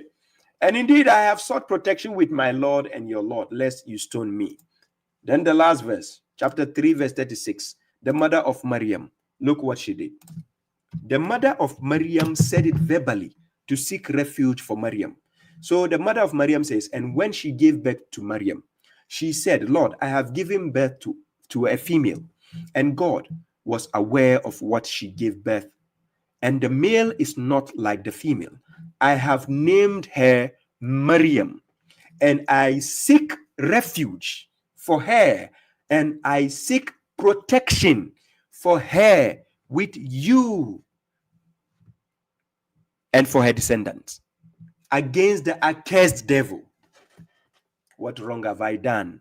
If I'm reading the Quran, about to read the Quran or reading the Quran of God, and I say, A'udhu billahi minash shaitanir rajim, I'm seeking refuge with God, just because you hate rituals in Islam, you say, no, it is not from the Quran. God never asked us to say it. It is coming from the hadith. So we should stop saying it, right? Because you don't have understanding. Do you see the problem? Do you see the problem? Okay. So, Brother Hamza Malik, babashuaib doesn't follow hadith. If you have that notion that I'm getting whatever I'm doing from the hadith, please think twice. I don't follow hadith. I follow the Quran. I take whatever I do is from the Quran. And I dare you and everybody, find me for a dialogue, and let's see if you can stand the test of time. You might be over 80 years. I can, cut you some slack on that. But please, don't step on the wrong foot. babashuaib does not do anything out of ignorance, unless if you are shallow-minded and you think babashuaib, if you want to understand babashuaib, approach me. I didn't choose myself to be knowledgeable. God gave me this knowledge and wisdom. Yes, you don't like it, go and bend the sea. I'm serious. But if you want to take these kind of shots personal, no, you are not going to last in this. I'm serious. Don't try that. You know me very well. Don't try that at all. Did you get that to say, you quoted chapter 16 and chapter 19, verse 68. It says, when you recite the Quran, seek protection from Allah, with Allah from the accursed devil. So I just taught you where I got it from. It's from the Quran, but because you didn't learn Arabic language, you cannot know this. Are you getting my point? Hamza Malik, because you didn't study Arabic, I saw your video saying that, oh, I don't need Arabic to understand the Quran. Then you are going to fool yourself. Excuse me to say.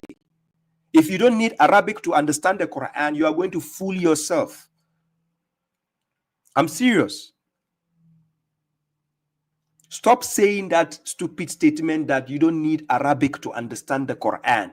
The Quran is not written in French language. It's not written in Japanese language. It's not written in how will I say, Hausa language. It's written in Arabic language. Why will you go on and say, I don't need Arabic to understand? Then why are you losing lexicons, for God's sake? This is the naivety of some of you that I don't understand. Stop using lexicon then. What is the comedy for? Because when you people act like this, it will get to a point I will have no mercy for you guys, whether you are an elder or whoever you are, because what you said is the truth matters, right? If the truth matters, then let the truth matter. Babashuaib will school you on everything you said, step by step. I told you respectfully. Yeah, respectfully, in a nice way. I will not go at you like the way I go at the mushriks, but you know, Babashuaib, when I'm coming for somebody, I don't have mercy for anybody. Yes, well, especially when you step on my foot. When you guys take my video of the salat, look, I have a new version coming. I kept it on the side for a reason. The newer version is even coming, you know. Please announce to them. Gong, gong, gong, gong, gong. Babashuaib is going to bring a new salat tutorial video. Be prepared for that. The old is outdated because it is blurry and so on. That's why I took it down. So don't fool yourself to think Babashuaib is running away from, hey, we took his video. No, a fresher one. You even see me very handsome in it. So be prepared. The video is coming. And I dare all of you to come out for a live debate and dialogue. Then I will show you your foolishness of not understanding Arabic language. That is weighing you down. Inshallah.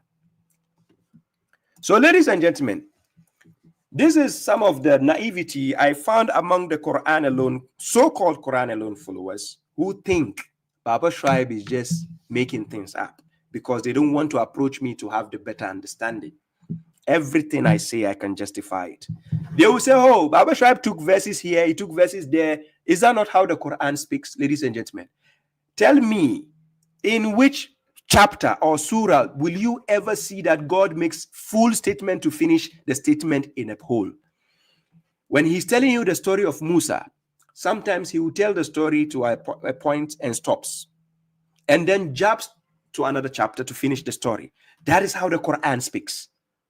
So same way, when God wants you to get something from the Quran, he puts some here, he puts some there. It takes an intelligent person to join them together and get. It's like cooking. Ladies and gentlemen, let me tell you something. You know, when you're dealing with a chef who knows how to cook, what the chef does is you give the chef ingredients and the chef joins them together to cook. But remember, if you are ignorant in terms of cooking, there is no way you can join the ingredients and have a good food. Do you agree with me on that? Babashuaib has been blessed with wisdom and knowledge. I take the Quran, I take my guidance from the Quran. If I can bring verses together and get a package, and out of your jealousy somewhere, and because you don't have that knowledge, and then you say Babashuaib is making things up. Hey, seriously? I'm making things up how? Please, the chef who goes to the kitchen to cook, didn't they join the ingredients together to bring a wonderful food for you to eat? And so they are making things up. Hey. Hey. Ladies and gentlemen, let me put my number. This guy, SAS L, please. My number is going to be here. Kindly. Oh, no. I left my phone somewhere. I don't know. Baba said, if I don't know if I left it at your place or I left it at my work side. I left my other phone. But yes, but you can call still. Call the WhatsApp. Let me open it here. Sal, this is my number on the page. SAS L.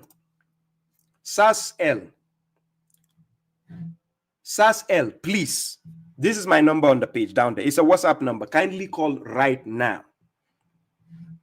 Please. That's a WhatsApp number down there. Please call right now.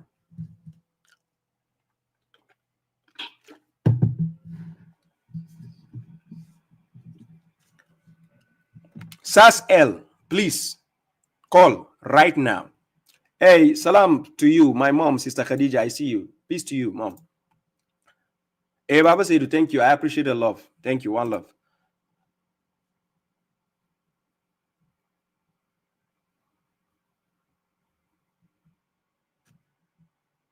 Somebody says, I don't open for StreamYard. Let me put, this is a StreamYard link, but I think it will only show on Facebook or on YouTube, right? This is the link. This is the StreamYard link. You can join if you want. Hurry up and join. That is the link. Copy it and join. I pasted it on YouTube. SAS L, you are on YouTube. So copy it and join.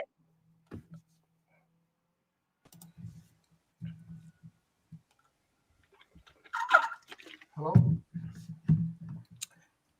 Is that SAS L? No, this is not SAS L. I wanted to talk to SAS L. Can you wait? Yeah, but can I talk to you now while he's not here? No. I wanted to bring him on. Okay.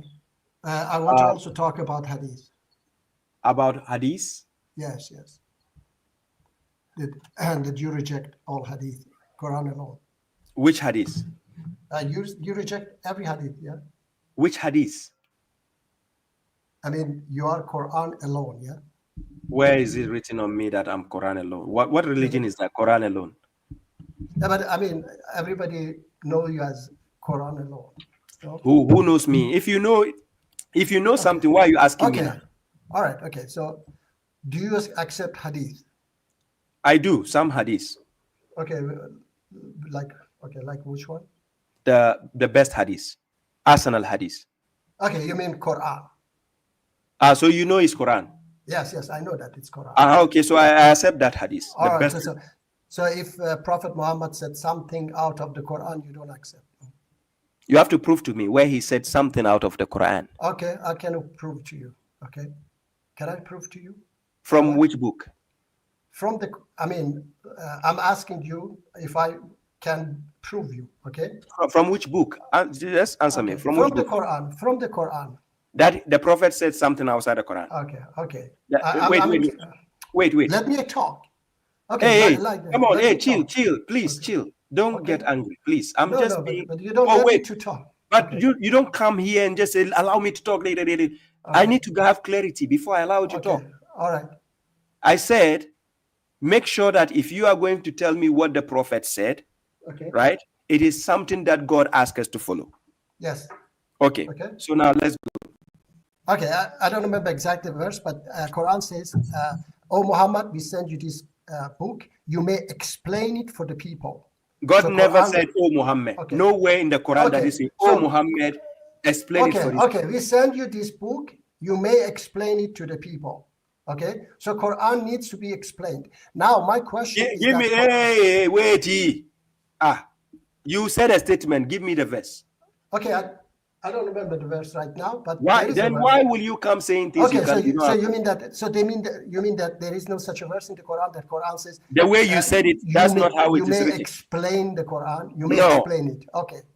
Ladies and gentlemen, wait. What is your name again? Muji? Yeah. Is that your real name, Muji? Yes, my real name. Yes. Okay, thank you. Muji says we have sent the Quran to you so that you may explain it. He says the Quran, right? Is that what he says? In the Quran, yeah. Okay, you said the verse says we have sent the Quran to you, so that you may explain it, right? Yes. Okay, so it says the Quran. The verse says the Quran, right? Yes. Okay, I'm going to quote two verses. If that is the verse, then you tell me that's the verse. I'm going to put it on the screen. If it is the verse, please tell me it is the verse. Wait. Number one, is it this verse you are talking about? Let me see. Can you see my screen? Yeah, I see your screen, but with proof and which one is that? Let me see. With proof and scriptures. we have revealed to you the remembrance that you may clarify to the people. Okay, I think it's this one. Is this one? Yeah, I think does it say exactly? Okay, but does it say exactly how you said it? I have read the translation that it is to explain it. Yeah. Okay, that in that verse, this verse, do you see the word Quran written in the verse? We reveal to you, okay, the remembrance. Okay. So what is the remembrance? Are you asking me a question? Yeah.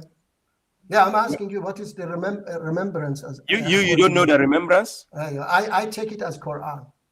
You take it as the Quran. Okay, yes, yes. So let's see what the Quran says, if the Quran is the one God is talking about. In Quran chapter 38, verse 1, let's see, is it the Quran? So God says, Swad wal Quran zi zikr. It says Swad by the Quran containing the remembrance. So where can we find the zikr? Is it in the Quran or somewhere else? No, zikr is in the Quran, yes. Okay, thank you. Now, this is my wallet. I have my wallet. Where did I even put it? Okay, let's say this is my wallet, right? Okay. In this wallet, I have my earpods here. Okay. This thing. So now, this is my wallet, and this is my earpods. Mm-hmm. Now, I have my earpods in my wallet. I put it here. I just zipped it. Does it mean my earpods is my wallet? And does it mean my wallet is the earpod?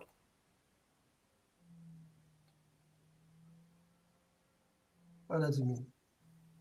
The zikr is in the Quran. Okay. But does it say is the Quran? The zikr is the Quran.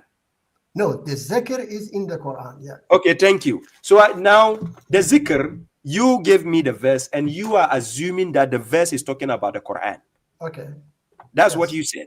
All right. So chapter 16, verse 44 does not mention Quran. It mentions zikr, and zikr is found in the Quran, just like Al-Furqan is found in the Quran, just like Al-Hikmah is found in the Quran. That's how it works. Okay. But now you are saying the Quran was revealed to the prophet to explain it to the people. Is that what God says? Yeah, yeah. Now, is that what he said? Yes, it is. Our understanding is that way. You and who? Okay, wait. Now, I ask you this question. So Quran doesn't need explanation from anybody. Yeah? Nobody needs to explain it. Yeah? Let me show you who explained the Quran. Okay, can I ask you one question? You don't answer my question. I said, you don't answer my question. No, you don't answer my question. I ask you one question. I say, so we don't need explanation of the Quran by the Prophet, yeah? Because God already did it. All right, so now my question to you is that when I go to Hajj, what should I wear in the Hajj? We are not going to that point yet. No. My question is to you. Oh, no, relax. Relax. Okay, so what? Okay. Relax. All right, I'm relaxing. We are on the Quran. We are not going about the Hajj and whatever. I don't need that kind of question. That's the explanation. Oh, please. That Prophet Muhammad. Please, wait, please. Can I explain? Please. Can I please? You explain. I said, wait. Oh. 10 seconds. Okay? But I said, wait. You come, please. Okay. Now, I just want to show you these verses that who clarifies the Quran and explains the Quran. Do you want to see it first before we go to the Hajj? Yeah, please. Okay. So God is telling the prophet, do not move your tongue with it in order to hasten with it. Okay. Then he says, indeed, upon us it's collection, that is the compilation, and it's reading. So when we read it, then he says, then follow its reading. Mm-hmm. Then indeed, upon us is its clarification. Mm-hmm. So the clarification of the Quran is done by who? I don't see. The verse is on the screen. You don't see it? Yeah. Then indeed, upon us is the clarification. Yes. Okay. So this one, I understand that it is from God. Yes. Okay. Then let me give you another one before we go to your question you are asking me. Okay, I just want to clarify the point. Now, chapter 24, verse 18. This is what God says. All right. And God clarifies the verses to you, for God is omniscient and wise. Okay. To whom? To you. Okay. Who is you? You, the people, you, the believers, Okay. you, the people. Yes. Okay. All right. So God is the one clarifying. Where does it say Muhammad is the one clarifying the verses? Okay. All right. Do you agree with God? Okay, I agree with God. Yes. Okay, now ask me your question. Okay, Okay, he ask me your clarified through Prophet Muhammad as well. Thank you. Okay, Ask me the question. Now I'm asking my question. The Quran say go to Hajj. Yeah, we have to go to Hajj. Yeah, okay? thank you. Yeah. And what we have to dress when we go to Hajj? That's all your question, right? Yes, that's my only question. Okay, thank and you. what we have to do, not only dress, Uh-huh. stoning the shaitan. It's not in the Quran. Yes, not in the Quran. Sacrificing the sheep. Sacrificing the animal is there, but it doesn't mean you should have to go and do it in Saudi Arabia. Okay, so you have to do. Okay, so that's my question. If we go to Hajj, why we go to Hajj, and what we have to dress, what we have to do there, except those things in the Quran, except them. These three things that I mentioned, they are not in the Quran. Thank you. The ones which are not in the Quran, we don't do it because it's not. Okay, God so if I can go, if I go there, can I go with my, gold? My Gucci. I don't know, these expensive clothes, brands. I can wear them and go there. Yeah. Okay, let me answer you. I only authoritates this. I asked you this question. I said let me answer you. Can I go with those things? And I said let me answer you, ladies and gentlemen. Yes. I'm going to answer you, but after I answer you, then it's done. I have to bring in the next person, please. Okay. Like everybody, these extremists, they ran away from me, and you also ran away from me. I'm asking you a question. I said, let me respond. Let me respond to you. Then. But you have asked me a question. I'm about to answer you. I said after I finish, then you go. So, what are you going to respond? I need to respond. But I haven't answered you, for God's sake. Okay, answer. Hey. But don't remove me. Hey, are you going to tell me how to run my program now? Okay, all right. Let me answer you first. Yes, please. Oh my God. So first of all, you ask a question concerning the wearing Gucci and whatever. What can I wear to go to this thing? Now, when you go for the Hajj, remember you are going to the Masjid al-Haram. Okay, yes. You have to go there when you go for the Hajj. It's impossible for you to go there without going into the masjid, right? So now God says in Quran chapter 7 verse 31, this is what he says. He says, "Oh, children of Adam, take your adornment to every mosque and eat and drink, but do not waste. Indeed, he does not like the profligates." Okay. If I'm going to every mosque, listen carefully, including Masjid al-Haram, it's a masjid also. If I'm going to every masjid, God says you should take your adornments there. To every masjid, you can take your adornments. So there's no restriction saying when I'm going there, I cannot wear my nice clothes. Yes. If you want to wear Gucci, that's up to you. Okay. Masjid al-Haram. Okay. So why we go there? What for we have to wait? Imagine 1,000 years ago from Bukhara, let's say, or anywhere else. I should go thousands of kilometers to reach Mecca. For what? Can you explain for me? Why do we go to? Your question is, why do we go to Mecca? Yeah. Is it Mecca or why do we go for Hajj? Which one are you asking? Yes. Why we go to Hajj? Yes. Why we go to Hajj? Quran chapter 3 verse 97. Okay. This is why you go for the Hajj. Okay. So God says in Quran chapter 3 verse 96 to 97, he says, "Indeed, the first house set up for mankind was that which is at Mecca, blessed and a guidance for all the people." Then he says, "Therein are signs as proofs, the place of Abraham. Whoever enters it will be safe, and upon the people is a pilgrimage to the house. For God, whoever is capable of the way to it. As for those who disbelieve, then indeed God avails the worlds." So it is upon God that we do the pilgrimage to visit the place. Why? That is why we do the Hajj. So that is the answer. Can you explain, please? I didn't understand exactly why we go there. Why we go there? We go there for the pilgrimage. I know why we have to go for. Hindus also have pilgrimage. They go I and don't. wash. I don't care about the Hindus. No, no. I'm saying that. What is the difference? Why we go to Hajj? Why? What is the reason that I have to go thousands of kilometers? But God is not forcing you. Sorry? No. He didn't force you. He says whoever is capable of doing. There is a reason, okay? There is a reason, and I can tell you, okay? Let me explain for you what is the reason that we go to Hajj. Oh my God.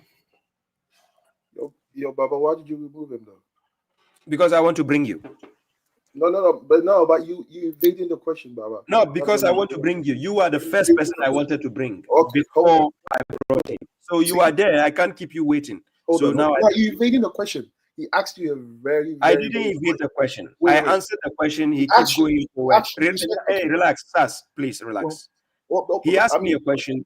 Relax. I said relax. Okay. He asked me a question. Before I answered him, then I said, that is the last question I'm going to tolerate.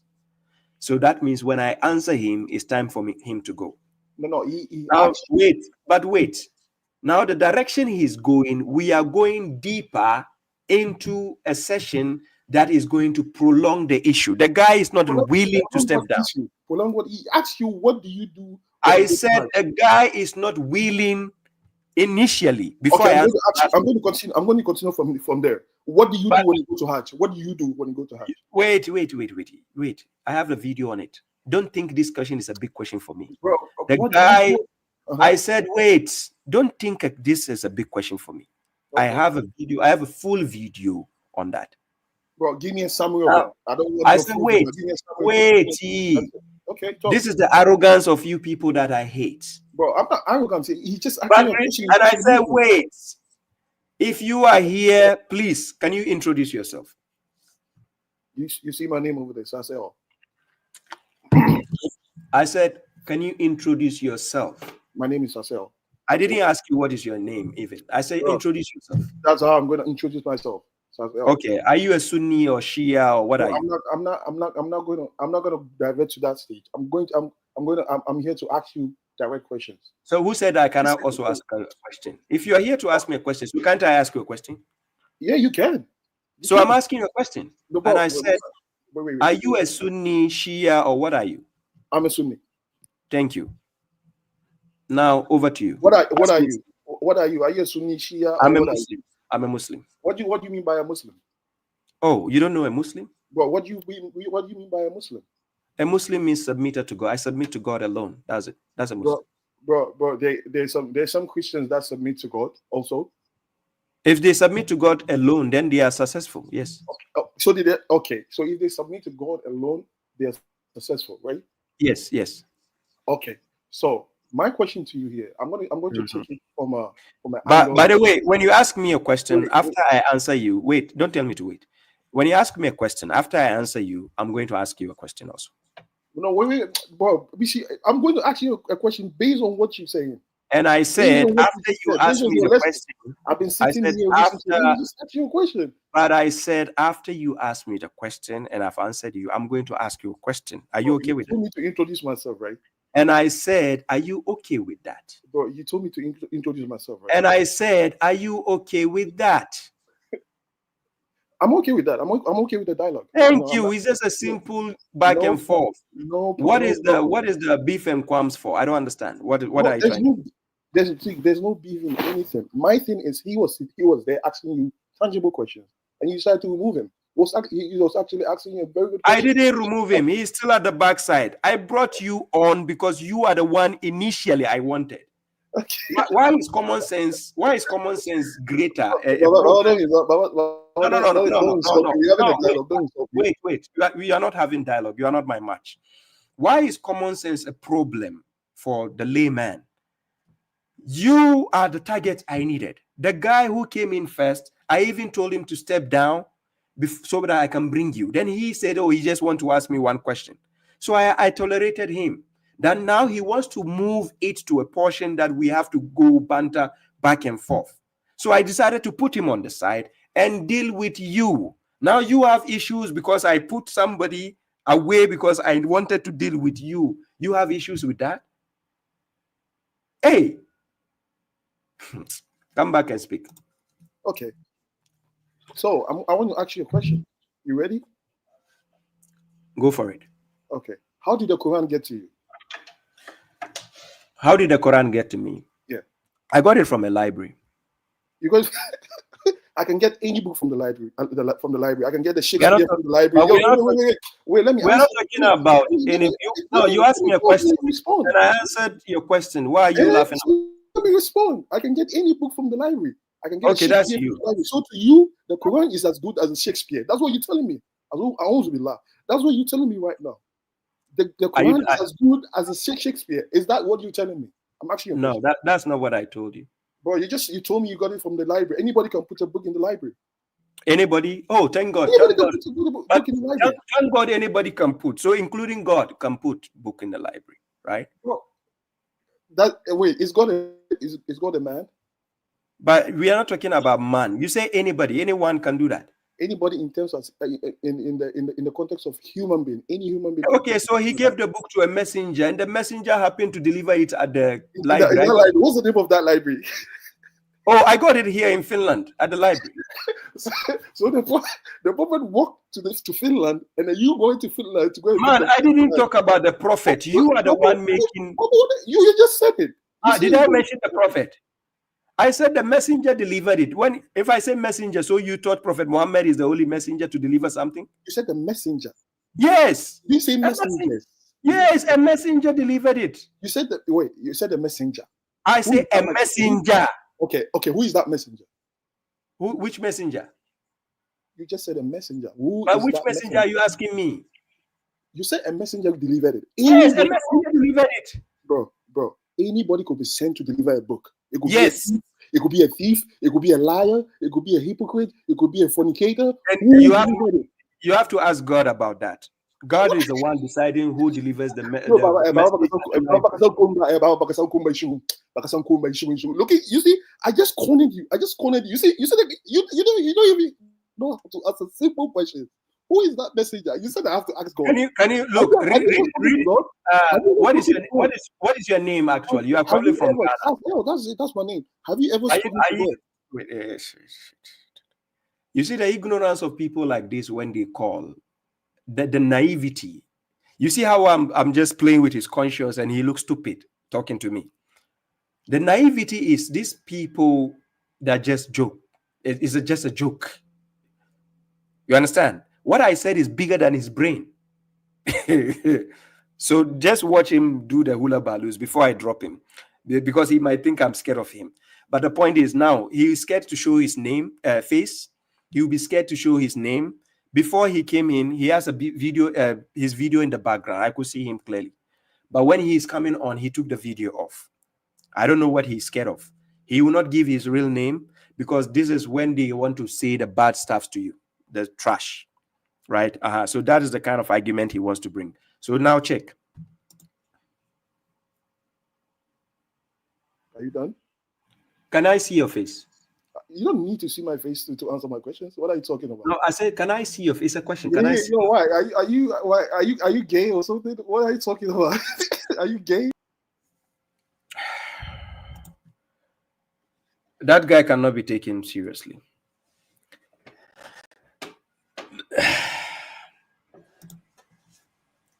Yes, brother. Okay, yes. First of all, you had blocked me. I'm perfect. I didn't block you. Yeah, my channel, perfect. My another account, Perfect Hour, is blocked. That's why I came with another account. Anyway. I blocked you how? That time that I wanted to ask you, I was asking you to have a dialogue with me about. And I said I block you how? I don't know. I cannot. If I block you, how are you here? Because I am with another account. Which account did I block? Perfect Hour. Which account are you talking to me now?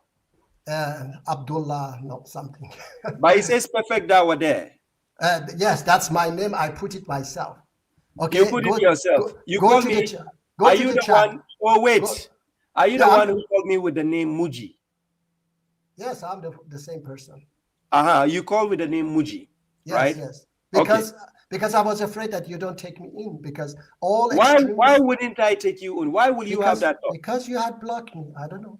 Why? What did you do? Explain to the people. What did you do for me to block you? I was asking you to talk to me about chapter 5, verse 38. The video I shared with you, and you were very angry with me. So that why I'm chasing you. You sent me a message. You sent me a message, and I said I'll get back to you. Yeah, but I thought that you haven't. Can I talk? And now you were not patient enough. You were acting naive. Okay. That's why I got pissed with you. Okay. Do you know the number? But do you know the number of people I deal with? Okay, you shouldn't need. You should. No, I said, do you know the number of people I deal with?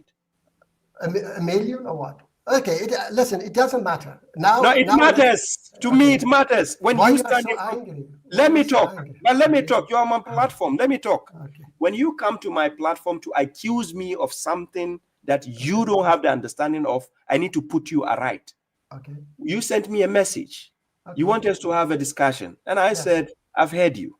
Right. We'll find the right time to do the discussion. You were not patient. You kept going on my Facebook page, my YouTube page, my pages to start typing the same requests everywhere on my wall. Okay. So I was pissed. I'm like, are you a lunatic or what? Okay. You know that's what I thought. No, that is what I thought. Yeah. Okay. So I'm like, what kind of person is this? That's because I was thinking that you haven't received it. That's all. I wanted to make sure that you have received it. That's but all. The point is, listen, the point is, when you sent me the email, you sent me to 2 of my emails. Okay.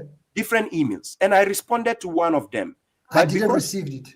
Thank you. And even screenshotted it and showed it on Facebook. I know. I saw that the screenshot that you had sent it. And I sent you a screenshot that I haven't received it. Yeah, because you sent me on 2 emails. You sent me on 2 emails. I received your message on 2 different emails. So I responded to one of them. Okay. So when you didn't see it, sometimes you need to even check your spam. Sometimes when you are replied with a message, it goes to a spam. It happens to me. I see people's message in my spam. Okay. Misunderstanding happened. Misunderstanding happened. So you should have let me clarify to the audience for the sake. Okay. Because something happened in privacy. I need to clarify so people will know why, when you think I blocked you, why it happened. Okay. I didn't block you because I'm running away from you. No. Okay. All right. I blocked you because not only you, when people get on my nerves, I will block them to have peace of mind. Okay. Not because I'm running. All right. So if you are here to ask me a question, ask me your question. But don't come to my platform dictating to me how I should run my program. I wasn't. Okay. No, you did. When I told you after your last question, I'm going to drop you, what did you say? I said, let me respond. No, you said if I drop you, then I'm scared of you. I'm running away. That's what you said. Okay. Now, what will give you the inch to think like that? You know, because extremist Muslims, they have done it to me all the time. That's why I was thinking that, okay. You never checked if something is wrong with your character or behavior? You never checked that? No, normal. My character is absolutely normal. No, I just told you. Okay. I just told you what the acting you did before it goes to this point, why I blocked you. I just told you the reason. I was thinking I was dealing with a lunatic. Okay. Excuse me to say. No, yes, I'm wrong. Excuse me to say, but your actions actually made me think like that. Because everybody on my channel love my character. I tell you, everybody say, you are a great man. Muslims, non-Muslims. Now, let's go to the question, please. Okay. So what is your question? My question was that if we don't dress the dress of Ahram, we can wear whatever. Okay. Why we go to Hajj? Okay. Where did God say? Where did I say whatever? Okay. You said whatever, yeah. Where did I say? When did I say whatever? And now, right now, you said that you can wear whatever you want. You brought I'm going to put you to the test. I'm going to make sure that you were not listening. Okay. Which verse did I quote to you? You brought this verse, I think, yeah. Which verse? You can go with. I say which verse? I want to prove to the audience that you were not paying attention. Which verse did I quote? Attention. I don't remember which exactly. Verse? You don't remember the verse? Yeah, the verse that you, I think is this one, that you can wear whatever you want to the Which masjid. verse? Tell them number. Which verse? Isn't it this one, 125? No. Whoever enters it will be safe. No, it was, I don't remember the exact verse, but I Ladies remember and gentlemen. Okay, so what is this? Now, my question, Ladies and gentlemen, wait. Perfect Dawa, wait. I just want to prove something to the audience. You see, when he asked me a question and I answered him, he was not paying attention. And he has no idea the verse I quoted. I quoted chapter 7, verse 31 on the screen. But this is what I kept saying. When people listen to you, because they don't listen carefully, they misconstrue whatever you said. Now he's putting my words and telling me, I said what you can wear whatever you want. Meaning you can wear skirts, you can wear, you can be half naked. Come on, why? What is wrong with people, for God's sake?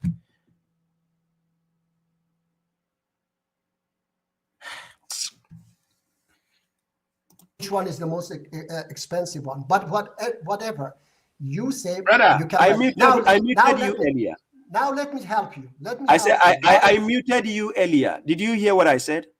Yeah, I heard everything you said. Okay, what verse did I quote again? 7. I don't memorize it. Chapter 7, you said. Oh, chapter 7.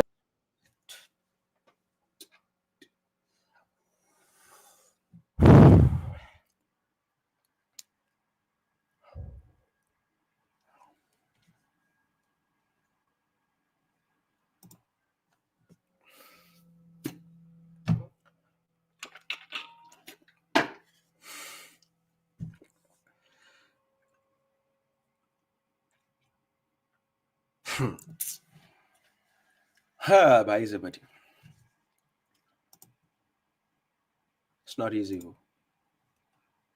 When people are like this, how can you have civilized conversation with such people? Why? How? Oh my God. How?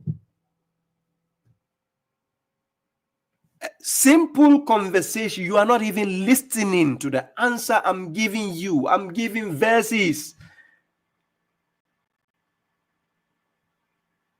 Oh my God.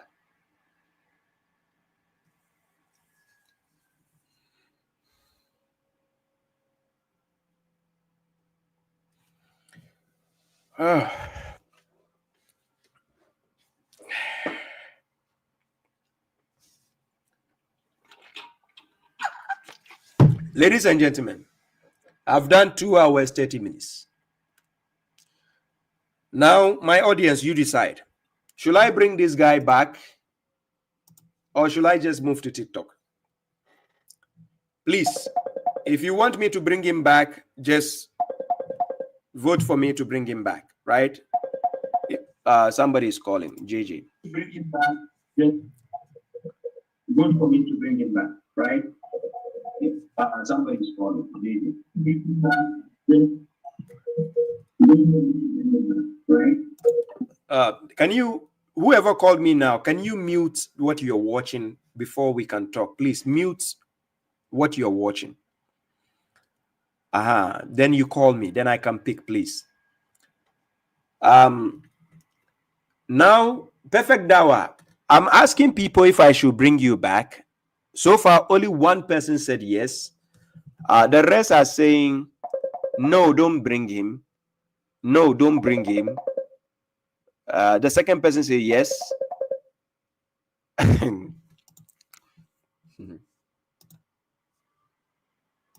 Oh. Yeah, salam to you, brother. Assalamu alaikum, brother. I'm so happy right now. Thank you, brother. I appreciate that. I'm so honored. This is my first time calling you. I've always wanted to talk to you. Oh, really? That's good. I appreciate that. Yeah, there's a lot of people you should waste your time with today. I kept telling them on the chat, I was like, there's no point of even dealing with these guys because they're not professionals. They don't know how to talk about religion or anything. No, not at all. They don't know. No idea on how to have a discussion. No idea. Babashuaib, these people, like, you see, like, Perfect Dawa, he wants to talk about Islam and God, such a serious thing, and he's coming to your platform, like, such a big platform, and he wants to be disrespectful, and he wants to prove to you that that you're non-Muslim, and all of us are non-Muslim, and that him and his Sunni sect are all Muslim people, and they will go to heaven, and we will go to hell. But yet he can't even have a paper and pen to write down everything, you know? Exactly. So exactly. That's the point. He wasn't even listening to write the verses I quoted or to the reference I gave. He was coming to argue. He came for the sake of argument, not to listen. He wants to come and he wants to teach you everything, and he wants to prove you as a non-Muslim. I hope God's curse be on him and the rest of them. I appreciate you, brother. What is your real name, by the way? Jamshid. Okay, yeah, Jamshid. Okay, yeah, Jamshid. I remember that. I remember you. It means shining river in Afghani. In Afghani. Tashakur. Yeah. I'm in New York now. I grew up in New York since I was 12 years old. And I picked up the Quran at 16 years old. I was always like, I always put the Quran first before anything because that's what I was told, you know, growing up in the United States. It's the only book I used to study and read every day. So I never put the Quran first. So therefore, I didn't even put the Prophet Muhammad first before the Quran, you know? Exactly. Yeah. Because God and his word, like God and his revelation comes first before the Prophet Muhammad to me. And that's what I learned as a teenager. So when the world lied to me, like the Sunni people, they lied to me, like they told me it's Islam to follow the Hadith books, and that is from the Prophet. So me as a teenager who didn't know anything and there was nobody to teach me, all I had was the Quran to teach me, alhamdulillah, and it saved me because I didn't put the Hadith books first, because I bought like a whole volume of Hadith books. I think it was Sahih Bukhari, and I read all of them, and not one of them even made sense to me. But as a Muslim, I respected it, you know, because I thought it was the Prophet's examples and words, but it like they never stuck out to my brain. I never really learned anything from their books, you know. Exactly. Nothing is needed. So as a teenager, like looking for guidance, the Quran was there first in my heart and understanding, and then I was reading the Hadith books, but I was a Quran alone Muslim like at heart from the beginning since growing up, you know. Around when I was like 23, maybe 27, that's when I really found out other people like in the world that just follow the Quran alone. And that's when I started calling myself a non-sect Muslim or a Quran alone follower. That's when I found the community of Muslims. Yeah. Thank you very much, Jamshid, brother. I appreciate your support. I appreciate your zeal to support the truth. It's true. This is the first time we are actually exchanging words verbally. Normally, we just exchange messages on the chat. But I do appreciate you. Thank you, brother, for the support. Just keep watching. I'll be jumping to TikTok very soon, so just keep watching. Yeah, salam, brother. Marahil. Okay, may Allah bless you and all the Muslims, and may Allah bless your family. Bless you too. Bless you too. I appreciate you, brother. One love. I appreciate you. Okay. God bless you. Peace. Now, on one condition, guys, ladies and gentlemen, please, if you want me to bring brother Perfect Dawa back, please let me know. This is the last time. Have a tangible reason why I should bring him back, because I have to go to TikTok. It's 2 hours 30 minutes now. Have a tangible reason I should bring him back.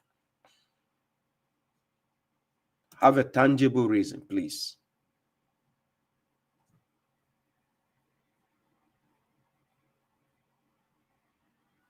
Yeah, people are saying no. Guys, the problem is, you see, babashuaib is actually very, very good at having discussions with people. I like civilized discussion. I don't want discussion where the person is all over the place and they are not listening to my choice of words, to what I'm saying.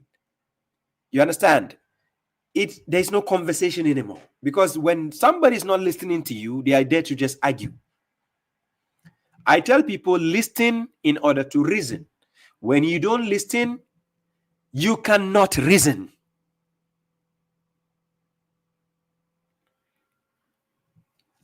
Thank you very much, Chase Scott. Yes, Sadirad, salam to you, Sadirad. I see you. Earlier on, I saw you try to join the request, but unfortunately, I had to pick this guy who caused a knapsack. And the guy from Ghana who just called Sas L, you are just here to make a fool out of yourself. You thought you were making sense? No. You're just here to make a fool. That's why I just made you look like a fool. You understand? So when you went off, it shows that you were not here to have a conversation. I just asked, can I see your face? You're asking me if I'm gay. What kind of statement is that? Are you okay in the head? Or were you born by mistake? Seriously? Hey, when you were at the backside before I brought you on for the people to see you, you had your video on. I saw how you look like. So were you gay when you were at the back? When you were at the back scene, I saw your video. You had your video on. So when you were finally about to come on, you took the video off. So then I asked you a simple question. Can I see your video? Then he says, why do you want to see my video? Are you gay? Oh, seriously? And we have such people in Ghana too. Hey. Anyways, ladies and gentlemen,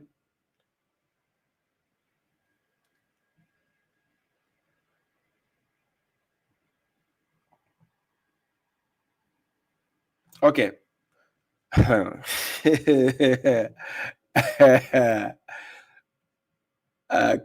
Kasim Sad says no.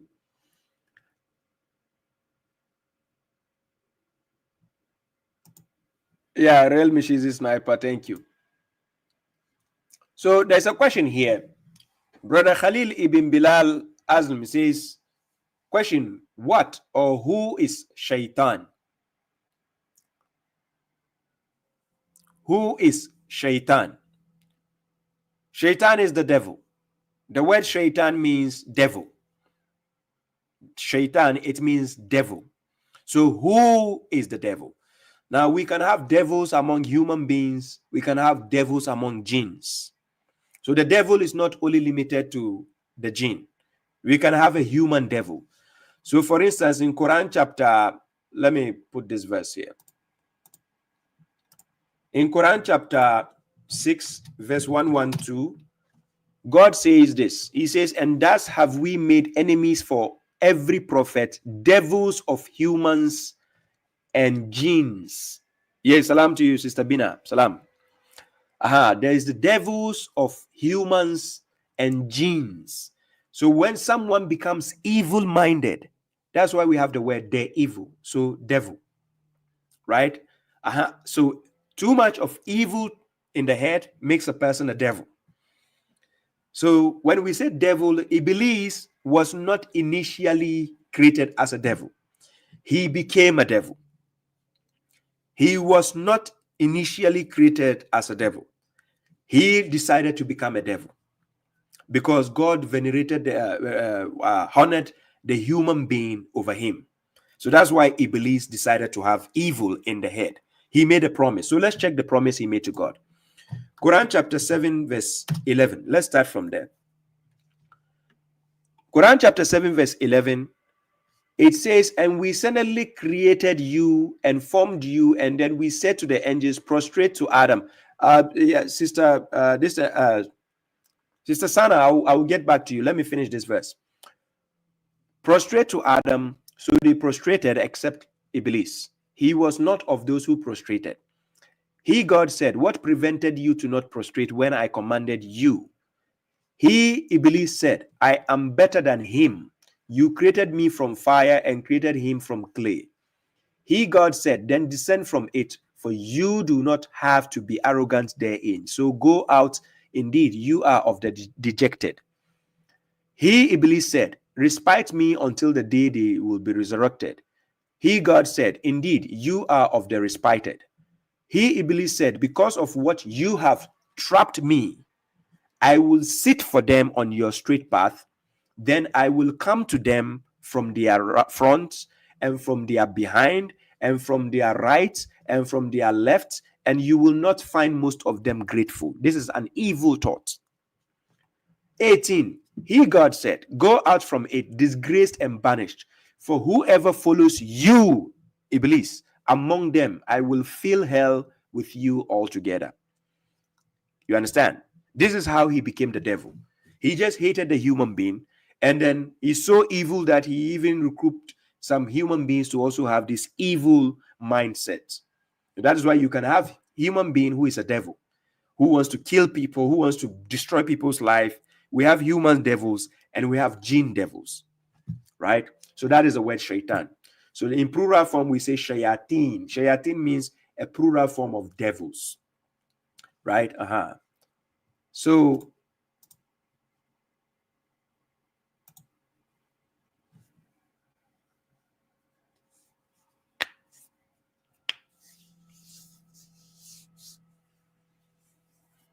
somebody says, Khalil ibn Bilal says, then is it so that the bodies we are in can be shaitan because of choices we are able to act upon? The answer is no. The body does not become shaitan. It is the soul which makes the decision. So let me show you how the soul decides that. So Quran chapter 91 verse 7. In Quran chapter 91 verse 7, this is what it says. It says, and the soul and what organized it, and inspired it with its immorality and its piousness. Whoever purifies the soul has succeeded, and whoever inflicts it has failed. We only have the body to control the spirit with it. So it is the soul and the body who goes together. When one leaves, one cannot work without the other. That's how it is. So that is why when a person is dying, God takes away the soul and the body becomes useless. You understand? That is the point. So it is not the body which is actually shaitan or becoming shaitan. No. It is the soul which is infiltrated with both evil and good. So the soul knows what is righteous and what is bad. So then it makes its own decision. Right? Sister Sana, let me call you back. I need to even leave soon, but I think I can tolerate this. Let me call you back now.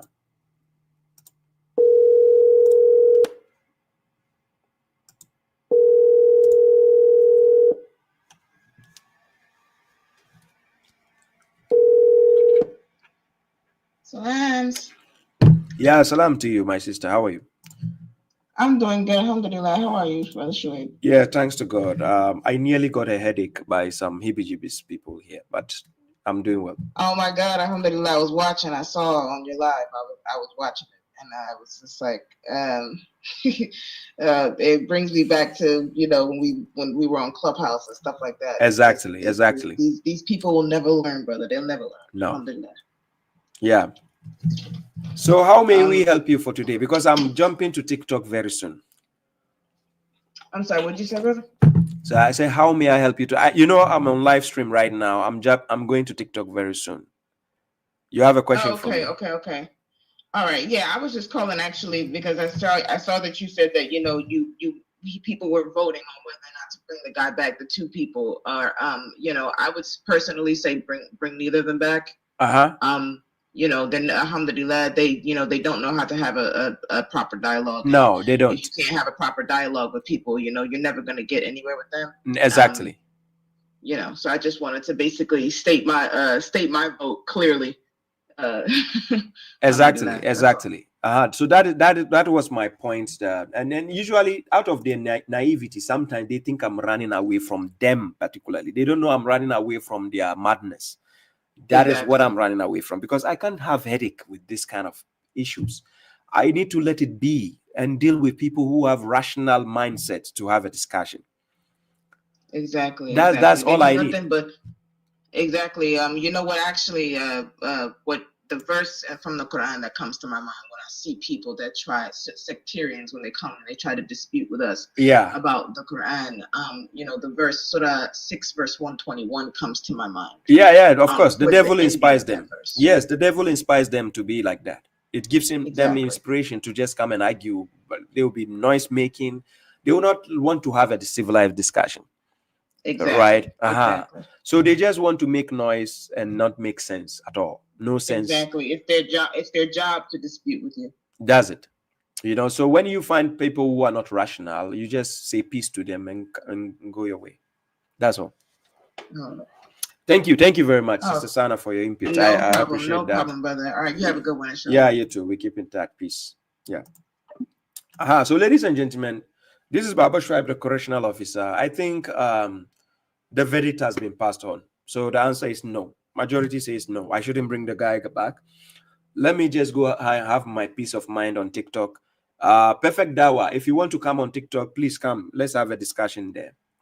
My YouTube channel is meant for people who want to actually learn something important, civilized people. So it's there, and I don't want the videos to be so long. I know you already. When you came in the first place, you say you are not going. I shouldn't drop you. That's what you say. You came on my platform telling me what I should decide.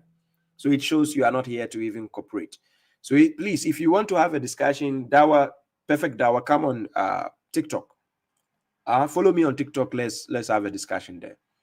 So, ladies and gentlemen, this is babashuaib, the correctional officer. The lecture for today is there is confusion everywhere. And you know what that means? Meaning every angle there's confusion. I'll be coming back to hit up on the videos, certain videos that have been done against me. And anticipate the Salat tutorial video, the fresher one will be coming out soon. I'm just giving some touch-ups. I was supposed to get it ready before I went to Ghana, but I was just waiting on people throwing shots because I know they will throw more shots. So let them throw all the weapons they have. babashuaib is coming with a fresh Salat tutorial. You can go and bend the sea. Yeah, I got it from the Quran. If you don't agree, go and bend the sea. Just because you don't want to bow down to God, you don't want to prostrate to God because you are arrogant people. Yes, I know God and I prostrate to God. Yes, I'm a servant of God. You don't like it? Go and bend the sea. Ladies and gentlemen, thank you very much for your time. Abdul Samad, S. Faraj, Khalil Ibn Bilal, Brother Imran Khan. Somebody says, can I email you? Yes, you can email me. Sometimes it takes me time to go through my emails. Please, if you send me email, sometimes it might take me a week or two to finish answering, to come to respond to you, because I have a queued up messages. So I go through it step by step. Remember, I don't have a secretary. babashuaib does all these things by himself. So it takes me time sometimes to get through, to come to people and arrive to people. So it's not like I'm ignoring you. Please don't think I'm ignoring you. It's not ignoring. It's just that I need to deal with loads of people. So I deal with time and schedules to answer everybody on time. So I appreciate your patience and I appreciate your support. And that is the best I can do for you. So thank you very much, ladies and gentlemen. Till we meet again next week. For those who didn't watch my program with Jason Brook, Grayson Brook. I had a program with him on last Sunday. So kindly watch it. It was an interesting program. And hopefully, God willing, we will be doing a subsequent one in the near future, God willing. So thank you, ladies and gentlemen, for your support. Don't remember, it is 2025, New Year, right? In the New Year. Don't forget, it's New Year. So if you don't change some things in your life, nothing will change. So change it. The calendar doesn't change you. It is you who has to change something. If it's the job you are doing which is not good, please change it. You understand? If it is something you are doing which is not good for you, change it. Yes, and then get a new one. That is the better thing.